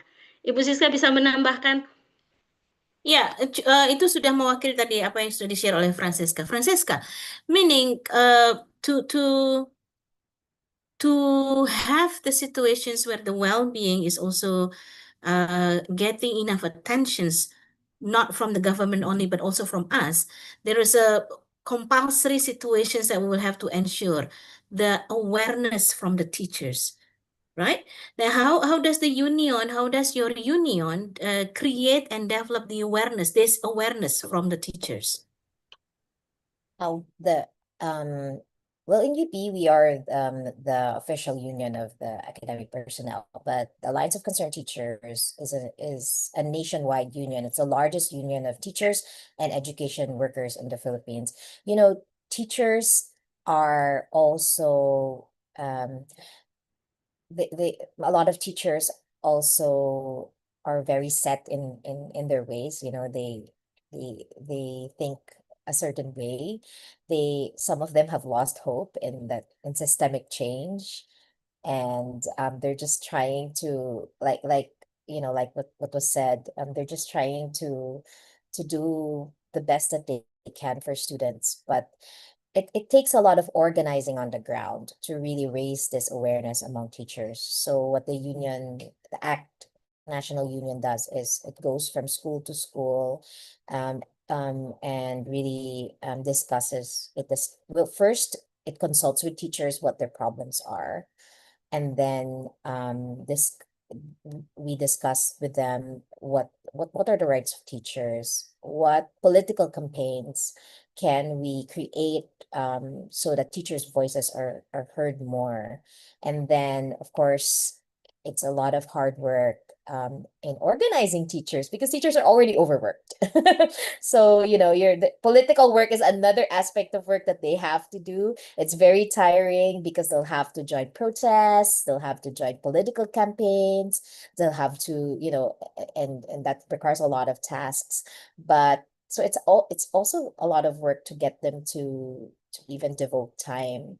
But we really cannot achieve anything without collective action. You know, as was said, if we just ask the government, you know, what, like, make things better for us, it historically doesn't happen if you ask nicely around the world. So it's really on the ground organizing that we have to go from school to school, district to district, and then form local chapters of the union in every school.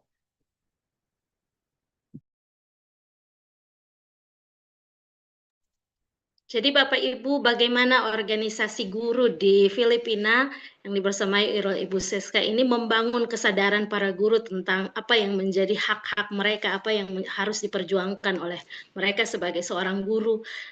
Banyak yang sudah mulai hilang harapan karena ya sistem di negara tidak kunjung berubah dan mendukung hak-hak para guru, tapi kemudian mereka berusaha untuk mengorganisasi para guru dengan cara underground, dengan cara sembunyi-sembunyi, datang berkunjung dari sekolah ke sekolah, dari kabupaten ke kabupaten, daerah ke daerah, untuk kemudian berkonsultasi, membuka konsultasi, berdiskusi dengan para guru, kemudian bagaimana mereka menyampaikan aspirasi ini juga kepada para pemangku politik dalam menyampaikan kampanye-kampanye tentang memperjuangkan hak guru terkait dengan financial, keuangan, dan sebagainya.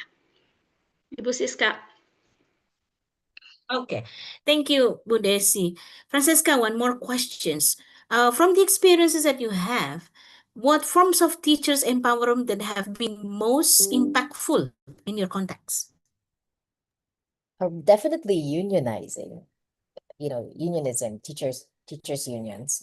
The teachers union in the Philippines, for example, ACT was formed in the early 2000s, but during one of the bloodiest periods of Philippine history, which was martial law of the late dictator, whose son is now the president of the Philippines.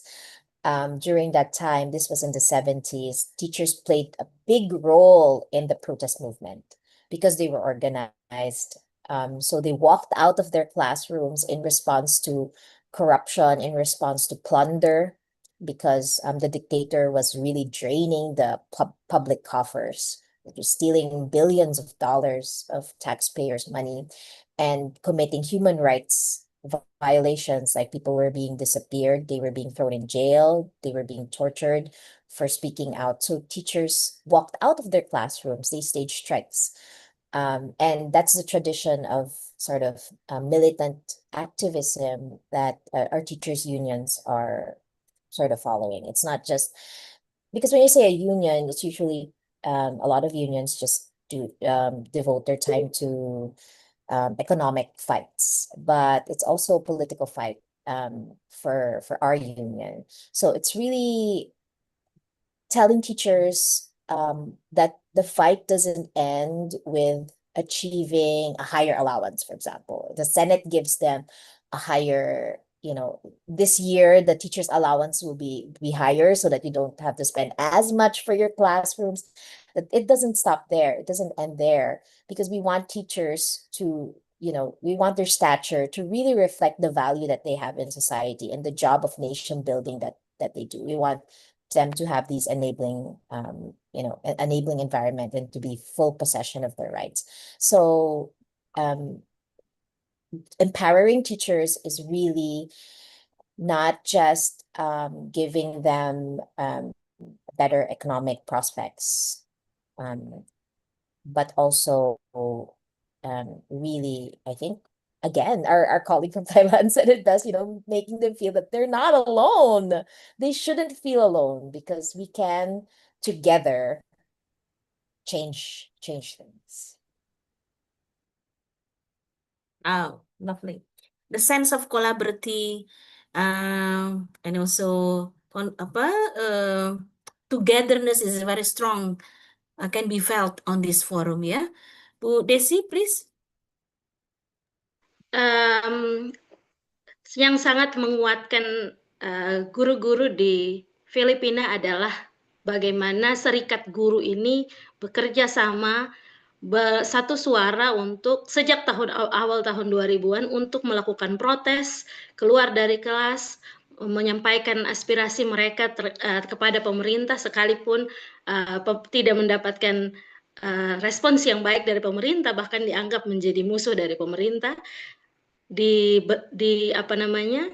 dibalas dengan kekerasan kepada para guru. Tapi kemudian apa sih yang paling menguatkan para serikat guru ini adalah bagaimana mereka bekerja tidak hanya untuk memperjuangkan hak para guru mendapatkan upah yang baik, yang cukup bagi mereka, tetapi juga mau menyampaikan bahwa teman-teman guru yang punya masalah, punya tantangan ini tidak sendirian, tapi mereka bersama-sama, mereka tidak sendiri, bisa menyuarakan apa yang menjadi aspirasi mereka untuk sebuah perubahan yang baik secara kolektif. Ibu Siska. All right, thank you. Thank you, Francesca, for your sharing. Now I will give the opportunity for Brother Ezzy, who has been very patient to wait for his turn. Brother Ezzy will be sharing the best practices from the STU, Singapore Teachers Union, for us. Brother, do you want to share the slides by yourself, or do you want me to help you? I saw some raised hand, but we will be waiting until the second segment's finished. So we will give you opportunity to ask some questions after Brother AC sharing the stories from Singapore. Yeah, Perhaps I Azzy, do can you share want the me to screen. share? Or... Maybe I can Yes, share you the screen. have the role as a co-host. Yeah. Yes, please.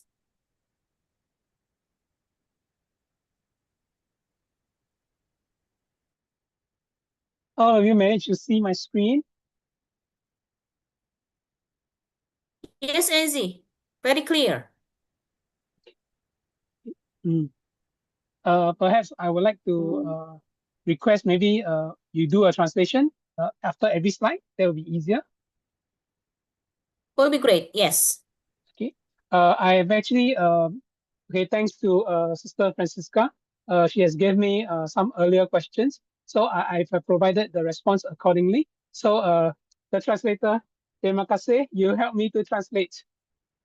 Okay. So the very first question that we had is actually how do Singapore or MOE or SU support teachers' mental health and well-being? So after listening to the stories that my Malaysian counterparts, the Thailand counterparts, the Philippines counterpart, I think I'm pretty blessed in Singapore. So we are actually being very supported by our government. So I would like to, I'm not boasting for Singapore, but this is really what we do as a country, because every citizen really matters. So when we talk about how do we support teachers' mental health and well-being, let's start off with the Singapore government, and we call this the whole of government approach. So in the whole of government approach, number one, we have this national mind line in which any teachers or any civil servant can just dial 1771, and then they will just get the necessary help or counseling required. If the cases are severe, they'll be referred to the necessary specialists or psychiatrists. And the officers are also allowed to actually dial up the Institute of Mental Health helpline 24 hours. So in terms of any mental health crisis that will be faced by whether it's teachers or civil servants. And of course, this is a SOS. If let's say there will be days that our fellow colleagues are so stressed that they even are facing crises or even have suicidal thoughts, they can just call 1761. So these are some of the ready help that we had by whole of government. And this does not stop there. And within the Ministry of Education, in schools, we have rolled out this what we call wellness ambassador. I can't quote this enough. We cannot pour from an empty cup, because in order to provide students help, provide students learning, the teachers must be feel good, because happy teachers, happy students, right now. So if the teacher is not well, how do you expect the students to learn? Okay, I give you an example. If the teacher comes in grouchy, not feeling good, feeling very down, only deliver the content, and the student won't know exactly what happens to the teacher, but somehow intuitively or by their hunch, they can feel that the teacher is unwell, but they do not know why. So they thought that maybe they are just being naughty. So they kept quiet, and there were minimal interaction between the teacher and student. And we all know in our profession, we cannot allow such thing, because it is never a top down. The teacher teach, the teacher know how, and the student just receive the information. There must be interaction. There must be rapport built. That is the only way where the true spirit of joy of learning can take place. Yeah, so this is the one. So this is the whole government and how MOE schools support, and I will bring in how the teachers union support. Okay, for us, okay, we are based on the tallies result. Later I'll share again. So we noted that our fellow colleagues, especially those are beginning teachers, meaning with service length less than 5 years. So they may need career coaching, career mentoring. So we provide services for that. And for those teachers who are actually very stressed at work or they are facing issues, STU actually has in-house counselor, which she will come in on every Wednesday and Thursday, where the members can book appointment with her. And on top of that, we also have other teacher wellness counselor that can meet them. And we have also collaborate with NIE, National Institute of Education Wellness Center, where they have a pool of about easily 100 to 150 trained counselors that can provide services for our teachers. And of course, in Singapore Teachers Union is affiliated to the National Trade Union Congress, which is NTUC, the federation. So if they need any legal help, there's actually legal advice. And of course, coming back to, let's say sometimes the teachers feel very stressed and then their work may not be up to mark, and then they feel that they are being undermined or they are being discriminated. So they may need workplace advisory or even employee representation. They can come to STU where our industrial relation officers will actually help them. Yeah, so this is how we support the teachers' mental health and well-being. So over to you to help me to translate. Thank you, Brother Ezi. Let me try to translate to share what you say to the teachers. Bapak Ibu, sebagai guru di Singapura, Brother Ezi menyampaikan rasa syukurnya bahwa beliau sangat mendapatkan support ya. Guru-guru di Singapura sangat mendapatkan dukungan yang luar biasa dari pemerintah. Karena bagi pemerintah Singapura setiap orang baik itu guru maupun masyarakat biasa adalah masyarakat yang harus dinilai dihargai. Ada beberapa fasilitas, bahkan banyak fasilitas yang bisa mendukung bagaimana kesehatan mental itu dijaga baik kepada para guru tetapi juga kepada para pegawai sipil di Singapura. Ada nomor-nomor kontak yang bisa dihubungi dan langsung mendapatkan respon cepat. 24 jam khusus untuk menangani hal-hal yang berkaitan dengan segala hal yang berkaitan dengan kesehatan mental. Ada juga fasilitas-fasilitas yang diberikan untuk pendampingan dan saran terkait masalah-masalah yang ada di tempat kerja. Ada juga bimbingan dan yang diberikan untuk pengembangan karir guru, kemudian perwakilan lembaga perwakilan atau institusi yang mewakili para guru dalam berbagai isu atau kasus-kasus ketenagakerjaan di Singapura. Ada juga layanan konseling yang menyediakan 100 sampai 150 konselor untuk memberikan bantuan atau mendukung kesehatan mental dan emosional para guru di sana. Bahkan juga ada klinik yang dibuka dan bisa diakses oleh para guru sehingga para guru dan pegawai sipil di Singapura dapat memperoleh bantuan dan konsultasi hukum bagi setiap orang yang membutuhkan. Ibu Siska. Ya, ada satu lagi yang mungkin ditambahkan bahwa di Singapura ada wellness ambassador for teacher well-being. Jadi ada staff, teacher dan school staff yang diselect dan kemudian di training supaya bisa menjadi ambassador dan menyuarakan. Jadi ada apa ya? Ada officer-officernya ambassadornya. guru Ya, wellnessnya Duta guru.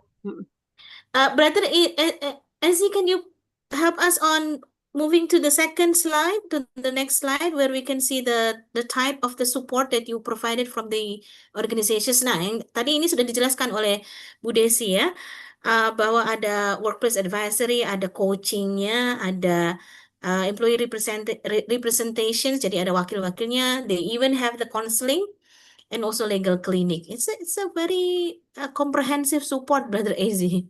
It's a dream support for the teachers. But please carry on. Thank you. Okay. Okay, the next questions that I'll be attempting. So this is actually what challenges do teachers face in maintaining work-life balance and professional fulfillment. So allow me, this is just out not too long ago. This is from OECD Tally survey. Okay, let me just clarify for those who are not aware of this.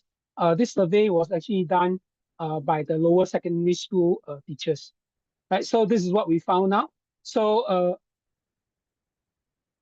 during the Tally's report, they says that Singapore teachers work about 47.3 hours per week. But previously in the parliament, they shared we have easily worked 55 hours. And my general secretary, Mike Thiroman, he always felt that our teachers work beyond that. So other than you can see for the like participation in school management, general administrative work, professional learning activities, communication with parents, engaging in extracurricular activities, and other work tasks. So I want you to bring you to the attention to Singapore other work tasks. So during this whole survey, you can notice that on average, don't you find it alarming? Singapore teachers are actually spending 9 hours compared to the OECD average 1.9, even in EU only 1.5, which is actually very minimal. So what we are trying to say that I know teaching is a calling, it is a noble profession. In us, the teachers, we are always willing to give more to our students, right? So that's why I feel that why our working hours are so high, right? In terms, yes, the marking load may have go down, but the interaction with students, the amount of work that we do is really beyond. Take it for example, we even have the wellness ambassadors. Those are actually teachers for teachers. And they are also spending time to learn to how to be a wellness ambassador, to be able to pick up signals from fellow colleagues, why this person is actually feeling down, or how we can actually extend our help to a fellow colleague. Of course, you may say that, hey, why not the colleagues just go for the whole of government or even the self-help, right? But we are nurturing, we are caring. So in Singapore, like all other ASEAN countries, 64% of our workforce, teaching workforce, are actually women. So there's definitely more nurturing. They spend a lot of time, more concerned about the students rather than their own well-being. So allow me to share the next two slides first before the translation. Let's take a look at how the teachers feel. So this is the one. So you can notice that actually we are more or less on par in terms of the amount of stress that experience in work. And my job leave me with hardly any time for personal, maybe leisure time and so on. You can see that we are not really balancing. So in Singapore, we would like to call work-life harmony. I don't think there's a likelihood there's any balance, especially we're going to work like up to about 50 plus or 60 hours per week. There's no way. And what is more disturbing is, allow me to share the next slide. You can take a look. Now, when our mental health is so much affected, somehow it actually has physical health bearing. That means our physical health will start to deteriorate because stress will actually induces our immune system to be weakened. So when you feel stressed, you don't eat well, you don't sleep well, and your physical body will also tend to break down, right now. So you can see the amount of stress that leads to all this is actually due to the workload. So later on, I'll share about how our members of parliament actually share in their parliamentary questions to question MOE minister to see how they address the issue of teacher workload. So let me bring back to the first slide for Madam to actually help me to translate. Thank you. Over to you. Yes, Brother Esi. So Bapak Ibu, data-data yang tadi ditunjukkan oleh Brother Esi pada slide-nya, itu data yang pertama itu menunjukkan tentang grafik presentasi guru yang melaporkan tentang dua hal penting. Yang pertama adalah saya mengalami atau guru mengalami stres dalam pekerjaan, kemudian pekerjaan yang menyisakan waktu untuk pekerjaan guru itu tidak menyisakan waktu untuk kehidupan pribadi, untuk mengurusi kehidupan pribadi seorang guru. Nah, guru-guru di Singapura menunjukkan angka stres yang paling tinggi. Dan guru-guru di Singapura memiliki presentasi terendah bagi mereka yang merasa punya waktu untuk dirinya sendiri. Karena jam kerja guru-guru di Singapura itu sangat banyak, lebih banyak dari negara-negara lain. Misalnya di Uni Eropa, di negara-negara yang maju, yang bekerja sama dalam bidang ekonomi, pendidikan, dan kebijakan publik tadi. Lalu grafik yang kedua itu menjelaskan tentang presentasi guru di beberapa wilayah di Singapura yang merasa bahwa pekerjaan mereka berdampak positif. Nah, kalau hal ini benar, maka kesehatan mental para guru itu memang harus diperhatikan supaya guru-guru yang punya motivasi untuk ingin selalu memberikan yang terbaik bagi siswa itu dapat melakukan tugasnya dengan optimal bagi siswa, tetapi dengan waktu kerja yang manusiawi yang baik. Nah, temuan utama dari grafik yang kedua tadi, Singapura paling tinggi banyak guru merasa pekerjaan sangat berdampak negatif pada kesehatan mental, itu sekitar 45% tadi. Kemudian negara-negara yang lain itu rata-rata di 30%, di bawah 40%. Nah, terkait dengan kesehatan fisik, karena pekerjaan yang punya waktu sangat banyak, maka itu berdampak juga kepada tidak kesehatan mental, tapi juga kesehatan fisik. Lagi-lagi, data yang tadi menunjukkan bahwa di Singapura, 45% para guru memiliki gangguan kesehatan fisik karena punya beban kerja yang cukup panjang jamnya. Nah, kesimpulannya,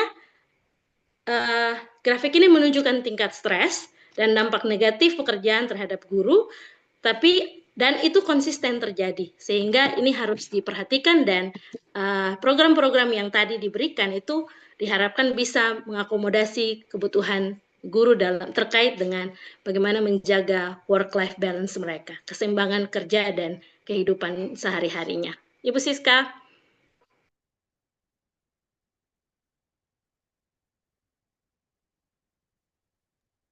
Ibu Siska masih explaining the 3 slides directly, but let's pay attention on the presented slides here.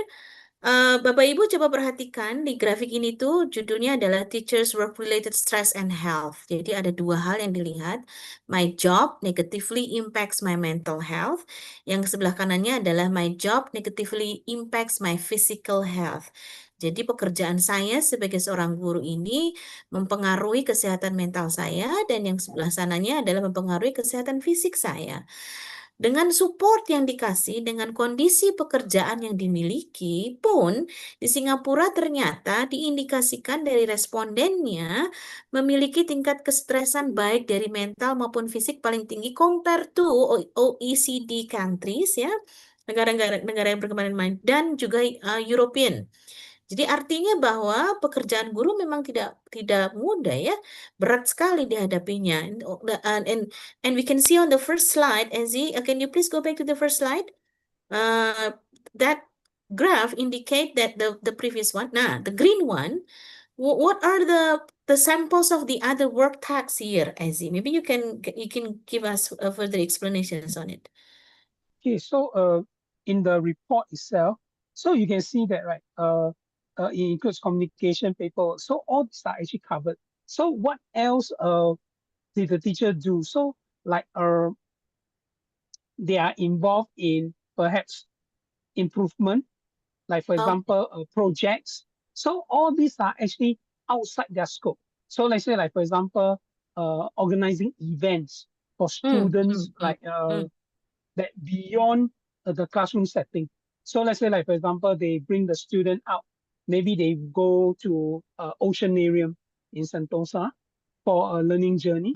So all these are actually the excursion, yeah. Yeah, excursion, learning journey. So all these are actually over and above. So that's why you can hear from our counterparts say that should we just leave the teachers to do only the teaching jobs? But you can see from the result, the results indicate otherwise. The teacher seems to be everywhere. And I believe that my colleagues in every part of the world, as long as he or she is a teacher, they are committed to be hands-on. They won't sit back and wait for something to happen. They want to be there for the students. They want to be participating in the event. And that is the reason why the number of hours clocked is maybe like what they say, how come is so many? Yeah, so OECD, if I'm not wrong, their average hour is about 43 hours, whereas ours for lower sec is 47.3. So I move on to the Sometimes last. even 24 times 7. Hmm. Right? Hmm. Well, but at home, we still get the phone call from the parents, or some cases happen in the classrooms, some complaints and etc. Students are texting us, asking about their homework. So 24 times 7. That's why indeed I fully agree that the hours that the teachers spend for the students are more than the hours that they spend for themselves and also for the family. Okay, let's move on to the next slide. Thank you for your sharing on this part. It's very comprehensive studies. Okay, so for this question, right? So I put it into two parts. So I'll present the very first part. How can teacher well-being be integrated into national education policies? So this will actually come from the government, come from the ministers, and then this was actually some of the response that they have. So the Ministry of Education will continue to monitor the teachers' workload to support their well-being, to ensure that the things that they do, right, is actually sustainable. So how did they do that? Is through, they will monitor through surveys, engagement session with teachers and school leaders. So there will be dialogues with the Minister of Education. Sometimes they will also visit the schools for actually to know more about what the teachers do during their work. And of course, now the school will receive a comprehensive, just give me a minute. Wait. Just give me a minute. So sorry. Okay, I'm back. Yeah.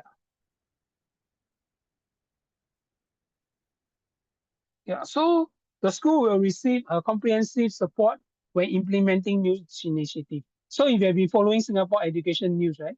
So they always have like you heard the slogan "Thinking Nation."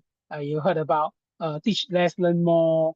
You know that every time there's new initiative, a teacher will feel stressed. So the recent one is the full subject based learning. So that means that the students can do subject according to their ability. So we call it the high ability, which is the G3. Then the normal one is G2.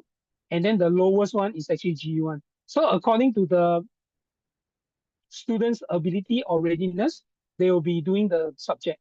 So these are new initiatives. The teachers need to be briefed. So they need new guidelines, and then sometimes they need trainings, workshop briefings, and necessary resources.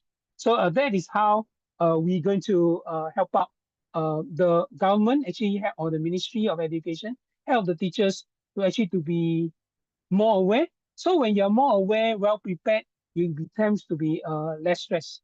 So, and teachers will have access to collaboration platforms and opportunity to share good practices. So sometimes we hear from one another. So there's actually teacher-led workshop in Excel Fest. And sometimes the teacher will also go to Academy of Singapore Teachers to share with fellow teaching fraternity about their best practices. So like school, student learning space, this is actually one of the outcomes. And the Ministry of Education will also work with schools to build a positive and supportive culture where teachers collaborate with one another. That was how the spin-off for the Wellness Ambassador. So sometimes with positive, supportive cultures, there are some people that we may think that we may have let them out because those are the teachers who are quieter. That means they are less, perhaps they are more introvert. They will not like blurt out or share their concerns or their worries with others. So this wellness ambassador will actually pick up this signal, and we try to assist them accordingly. Because every teacher matters, right? Without the teacher, there will not be happy students enjoying the learning. And of course, the school leaders plays the most important roles. They will gather feedback and then they will review staff engagement, and based on the well-being data, they will take action to strengthen support for teachers. So maybe sister, you translate for this first before we move on to the union advocacy.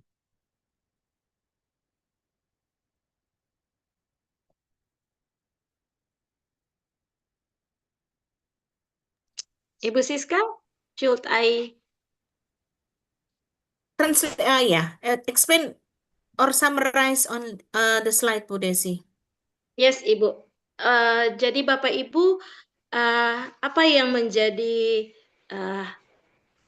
aksi dari pemerintah dalam hal ini Kementerian Pendidikan di Singapura itu dilakukan dengan cara berkunjung ke sekolah-sekolah secara rutin, kemudian memonitori apa yang terjadi di sana, melakukan dialog-dialog dengan para guru supaya bisa tahu bahwa apa yang sedang terjadi di sekolah, apa yang sedang dihadapi oleh para guru, memberikan inisiasi-inisiasi baru terkait dengan pembelajaran dan guru-guru.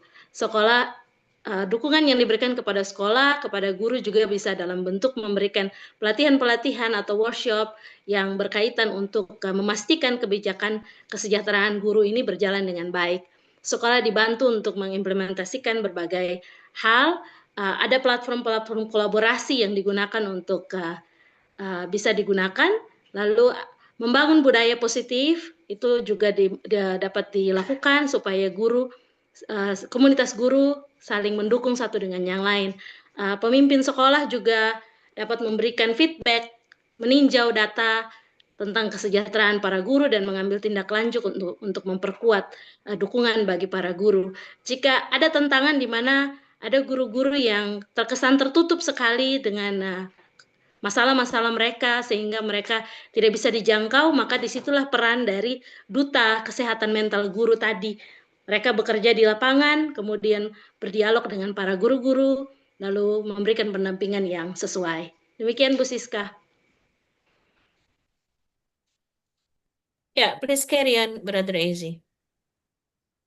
Okay, now I'll continue from here. So how can teacher well-being be integrated into union advocacy? So this is actually the heart of what STU is all about. So remember we talked about advocates for systemic workload reform. Now, so we know that it's important that we need to push for clearer role boundaries, reduction of administrative tasks, and sustainable implemented timelines for such things to happen. Now, how do we do that? Okay, on the first part, the Singapore Teachers Union actually had regular, quarterly dialogues with the MOE HR partners to address such issues. And we have quarterly dialogues with the Deputy Secretary, Public Service Division, for dialogues with the union, where we actually talk about issues like, even I just presented for the tallies. So we actually had response from them. And besides this, STU advisors are also members of parliament. We have 5 of them. So they will speak up during parliament sitting to actually advocate for reduction in teachers' workload, and the minister will actually respond accordingly. That's why you see in the previous slide where they have these such measures that they're coming up with. Okay, the next thing that I want to share is we need to strengthen our professional development centered on well-being. Now in Singapore, in terms of curriculum, in terms of pedagogy, we already have the Academy of Singapore Teachers doing such professional development. But this is something that the Singapore Teachers Union is trying to work on. So we will promote PD on stress management, resilience, and self-care. So we actually work with professional. So in the, I think early this year, January, I actually invited Jasmine Liu. She's actually one of the psychology first aider. She's doing her PhD. So she shared with us like how we can actually learn one another appreciative language so that we can actually better communicate with one another? And how do we negotiate with our reporting officer? Or sometimes the reporting officer, how do they respond to us as job holders? And sometimes the conversation includes how do you talk to the school leaders? And all this can be very stressful, especially for the young teachers. I'm sure every one of us who is the beginning teacher, especially when this is our first year in teaching, somebody say, Mr. Chan, can you go to the principal office? The principal wants to see you. Without telling you what is going to be the agenda, you will feel scared. So we need this kind of preparation for our officers or the teachers to be actually well versed in self-care, self-management. This is very important because self-care has to be prioritized and it is not selfish. Teacher wellness is student wellness. So the bringing on to the next point where we promote supportive school cultures. And we all know that school leaders plays the most important part in this equation because the school leaders are like CEO of the private companies. They may claim that they do not have a lot of things they cannot say over, but they have a lot of autonomy. Even like, for example, they can give a teacher 1 day off or 2 days off without seeking further permission because it is actually at their mercy. They can decide if there's nothing on, the teachers can just go off. So we need this strong support or care structures, peer support structures through the useful leadership practices that the school leaders own, and we will prioritize psychological safety and staff engagement. And we all know sometimes it's lip service. So when the staff school leaders say, oh, we go for this healthcare workshop, but they just say they just attend for the sake of attending. But we need to make the teachers feel that it is something that we cannot neglect. Because you can see from the Thailand's report, we face a lot of stress. And then how are we going to reduce that stress? Because stress has impact on our physical health. So that's why as a union, we must strongly advocate the three things: systemic workload reforms, professional development centered on well-being. That means it's beyond pedagogy and curriculum. And definitely we need to promote supportive school cultures. And this will bring us to, we have what we call delegate in school. Delegates are actually STU members who actually represent us. It's like a connection, a network between the school and STU, where we actually share some of our best practices, or sometimes we have information like, hey, there's going to be this workshop. So get their staff in the school to actually to join us. So this is actually how STU try to support all our staff in terms of well-being. Would you like to translate for me? Thank you.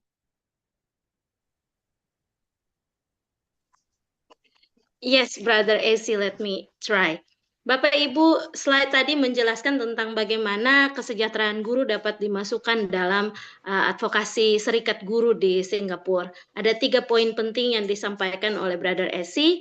Yang pertama, mendorong reformasi sistemik terkait dengan beban kerja guru, adanya batas peran yang lebih jelas, tugas guru, kemudian pengurangan administratif, dan jadwal-jadwal pelaksanaan inisiatif baru yang lebih masuk akal. Jangan sampai semua hal harus dilakukan dengan sudden change, perubahan yang tiba-tiba begitu, tanpa ada kejelasan. Kemudian yang kedua, memperkuat pengembangan profesional, berfokus pada kesejahteraan, mendorong pelatihan-pelatihan tentang manajemen stres, ketahanan, dan perawatan diri. Selain kurikulum, ada juga pengembangan akademik yang diberikan bagi guru.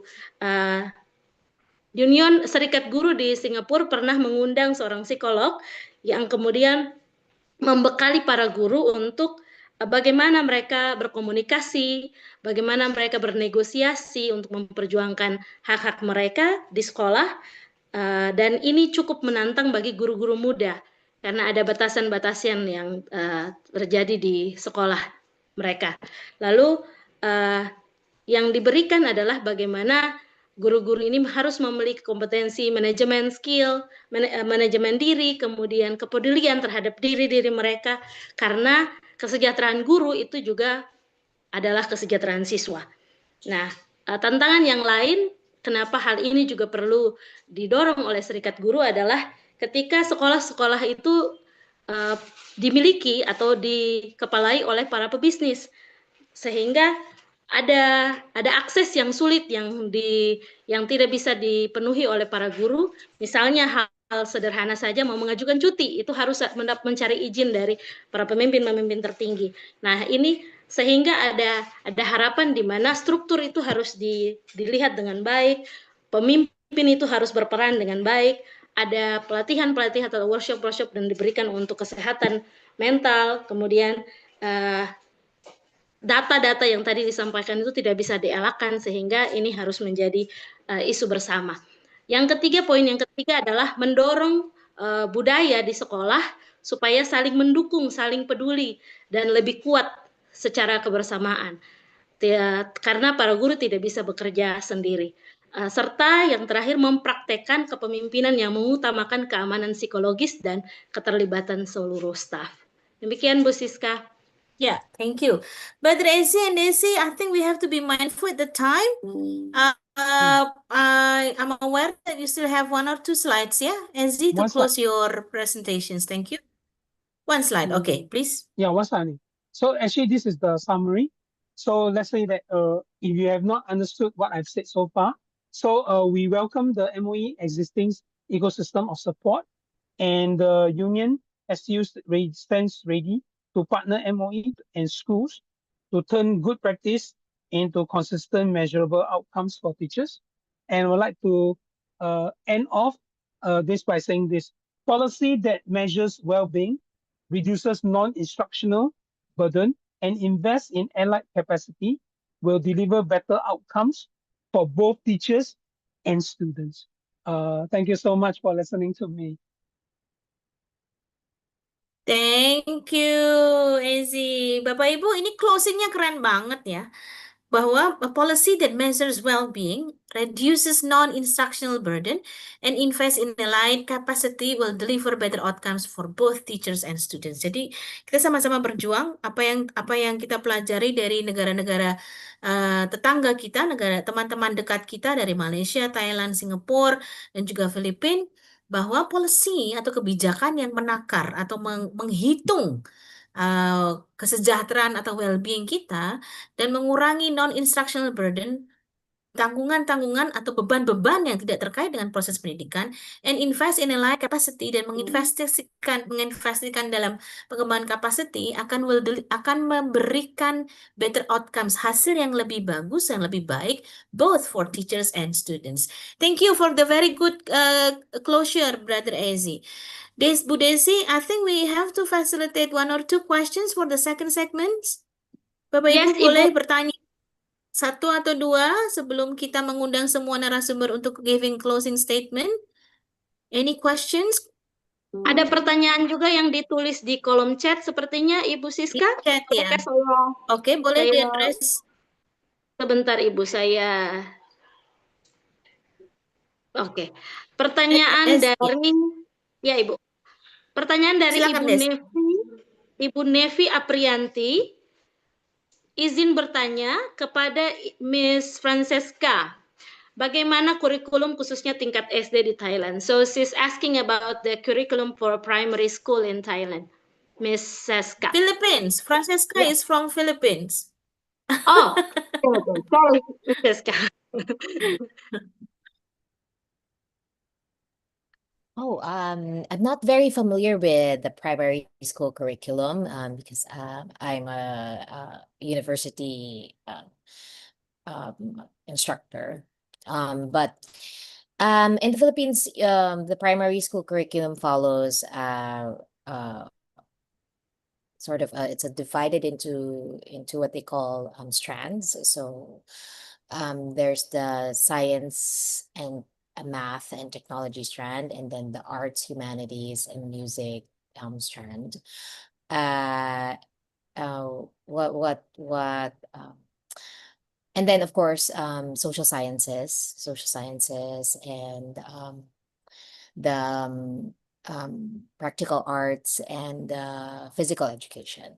So it's supposed to develop this holistic Filipino with develop a child to have love of nation, love of country. But well, our analysis, the teachers union analysis, not just for primary education, basic education, but also for the whole national curriculum, and is that it's primarily designed to produce, because the Philippines exports a lot of workers abroad, overseas workers. So it's not so much designed to support the critical mindset of students and to really let them develop their talents to serve the nation, but to function more as like robots, or to cater to the market, things like that. So because it's still in a very neoliberalized educational framework. So Thank you. yeah. Jadi Ibu Nevi, Ibu Miss Francesca ini bukan guru SD, beliau bekerja di universitas, asisten profesor, tapi beliau mencoba menjelaskan bagaimana lingkungan pendidikan di Filipina, ya Ibu Siska. Correct me if I'm wrong. So ada pendidikan di Filipina itu terbagi atas beberapa cabang. Kemudian lalu ada satu cabang yang pertama itu berkaitan dengan sains, matematika dan teknologi. Kemudian ada yang tentang musik dan seni, lalu ilmu sosial dan pendidikan olahraga atau kegiatan seni martial. Lalu sama seperti tujuan dari pendidikan di negara-negara lain, tujuan pendidikan nasional di Filipina juga mengharapkan siswa-siswa dapat memiliki kompetensi yang holistik, menyeluruh, kemudian membangun rasa cinta akan tanah air mereka. Tetapi ada analisa dari Serikat Guru yang tidak hanya ditujukan kepada sekolah dasar, tetapi juga secara umum kurikulum nasional di Filipina, bahwa karena Filipina ini adalah negara yang banyak mengirimkan lulusan-lulusannya untuk bekerja ke luar negeri, maka ada kompetensi-kompetensi yang harus dimiliki oleh para lulusan dari Filipina. Misalnya memiliki kompetensi critical thinking, kemudian bisa selain melayani negaranya, mereka juga bisa laku di pasar global, diterima bekerja di negara mana saja. Demikian Ibu Siska. Thank you, Bu Desi. Bapak Ibu, sudah jam 9:30. Time flies in the blink of an eye. We have spent like 2.5 hours, almost 3 hours with the speakers from across the country. Thank you very much, my dear brother and sisters. Pak Fauzi, can you please spotlight all the speakers? Because I would like to give them an opportunity to give a closing statement, one or two sentences for our Indonesian colleagues. We have Francesca, we have Anissa, we have Brother Krutu, and also Brother Ezi. Let's start with Anissa, please. Mr. Krutu is not open the video, so cannot be spotlight. Oh, okay. Thank you, Fauzi. A closing statement, Anissa.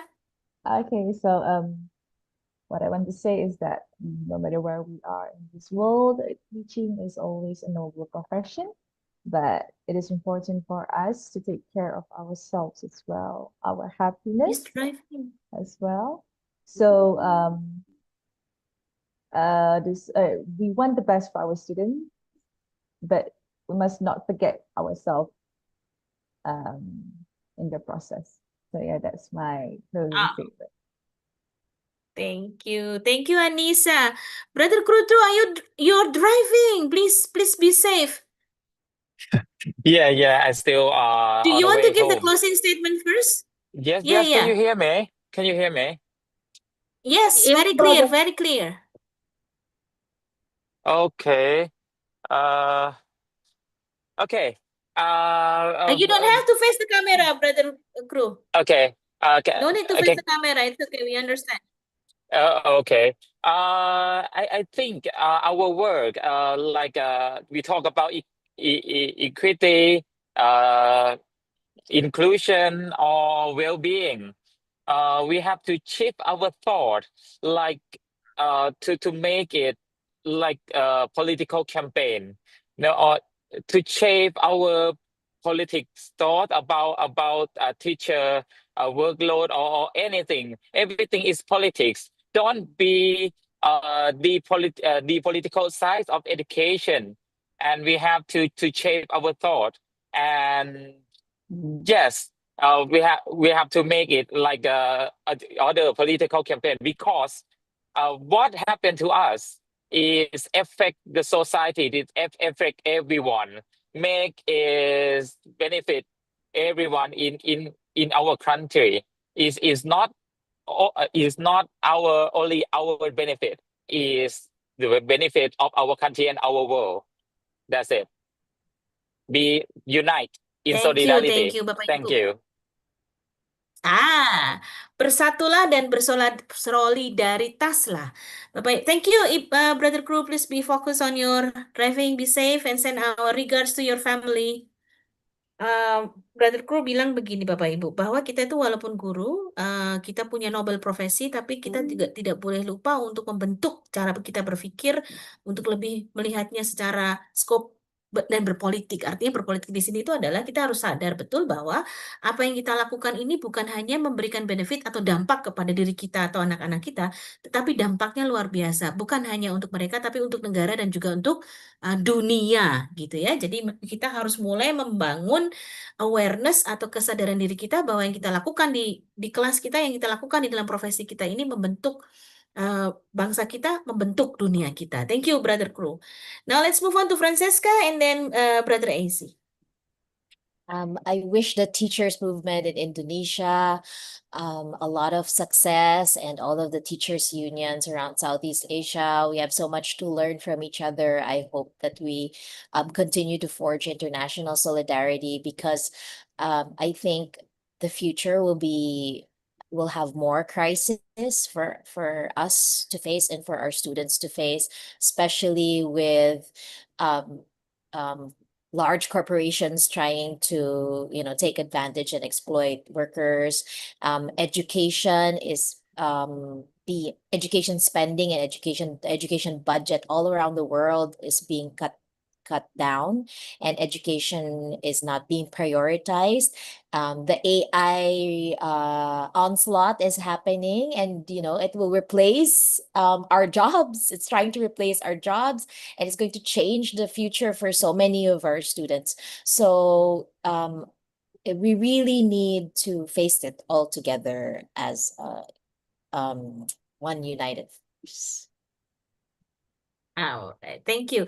Bapak Ibu, Francesca mengucapkan kepada kita semua supaya kita guru-guru di Indonesia ini semakin sukses, semua pembelajaran berjalan lancar, tapi tidak boleh dilupakan bahwa kita bersama-sama menghadapi sebuah masalah yang cukup lumayan besar yang harus kita hadapi bersama.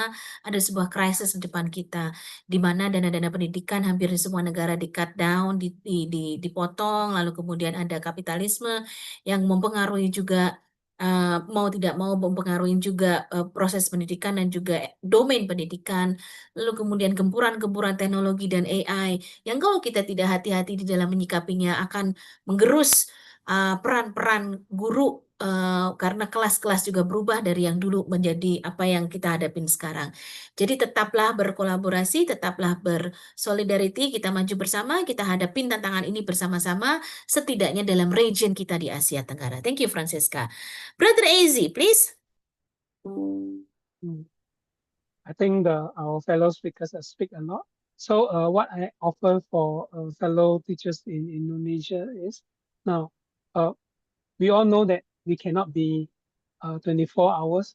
We are always high up, positive vibes at all times. So I would appreciate, or I would like to share this with my fellow Indonesian teachers, that always remember what was the reason that you joined teaching. what is your true purpose, right? If let's say that if being a teacher is to accumulate wealth or is to become rich, I think there are other better jobs that can serve the needs. But if you come into teaching, definitely you have the love for students. I wish that none of the teachers in the world will give up, and always remember, the students may not thank you immediately. Take one student at a time, be patient, know what you are doing, and always remember, you can't fill a mug with an empty jug. Teacher wellness is student wellness. Yeah, that's about all I want to share. Thank you, Brother AC. Bapak Ibu, Brother AC bilang begini, bahwa menjadi guru itu sangat luar biasa sekali mulianya. Nah, tapi kita juga tidak bisa memastikan bahwa diri kita itu dalam waktu 24 jam kali 7 itu akan selalu ada dalam posisi yang sangat bagus. Maka maklumilah diri kita ketika kita menemukan tantangan-tantangan tersebut. Ketika kita menghadapi situasi tersebut, ingatlah apa sih visi kita, apa sih misi kita, apa tujuan kita pada awalnya ketika kita memilih untuk menjadi guru. Kalau tujuan kita adalah untuk menjadi orang yang kaya, maka akan ada banyak sebenarnya pekerjaan-pekerjaan yang lebih baik dibanding menjadi guru.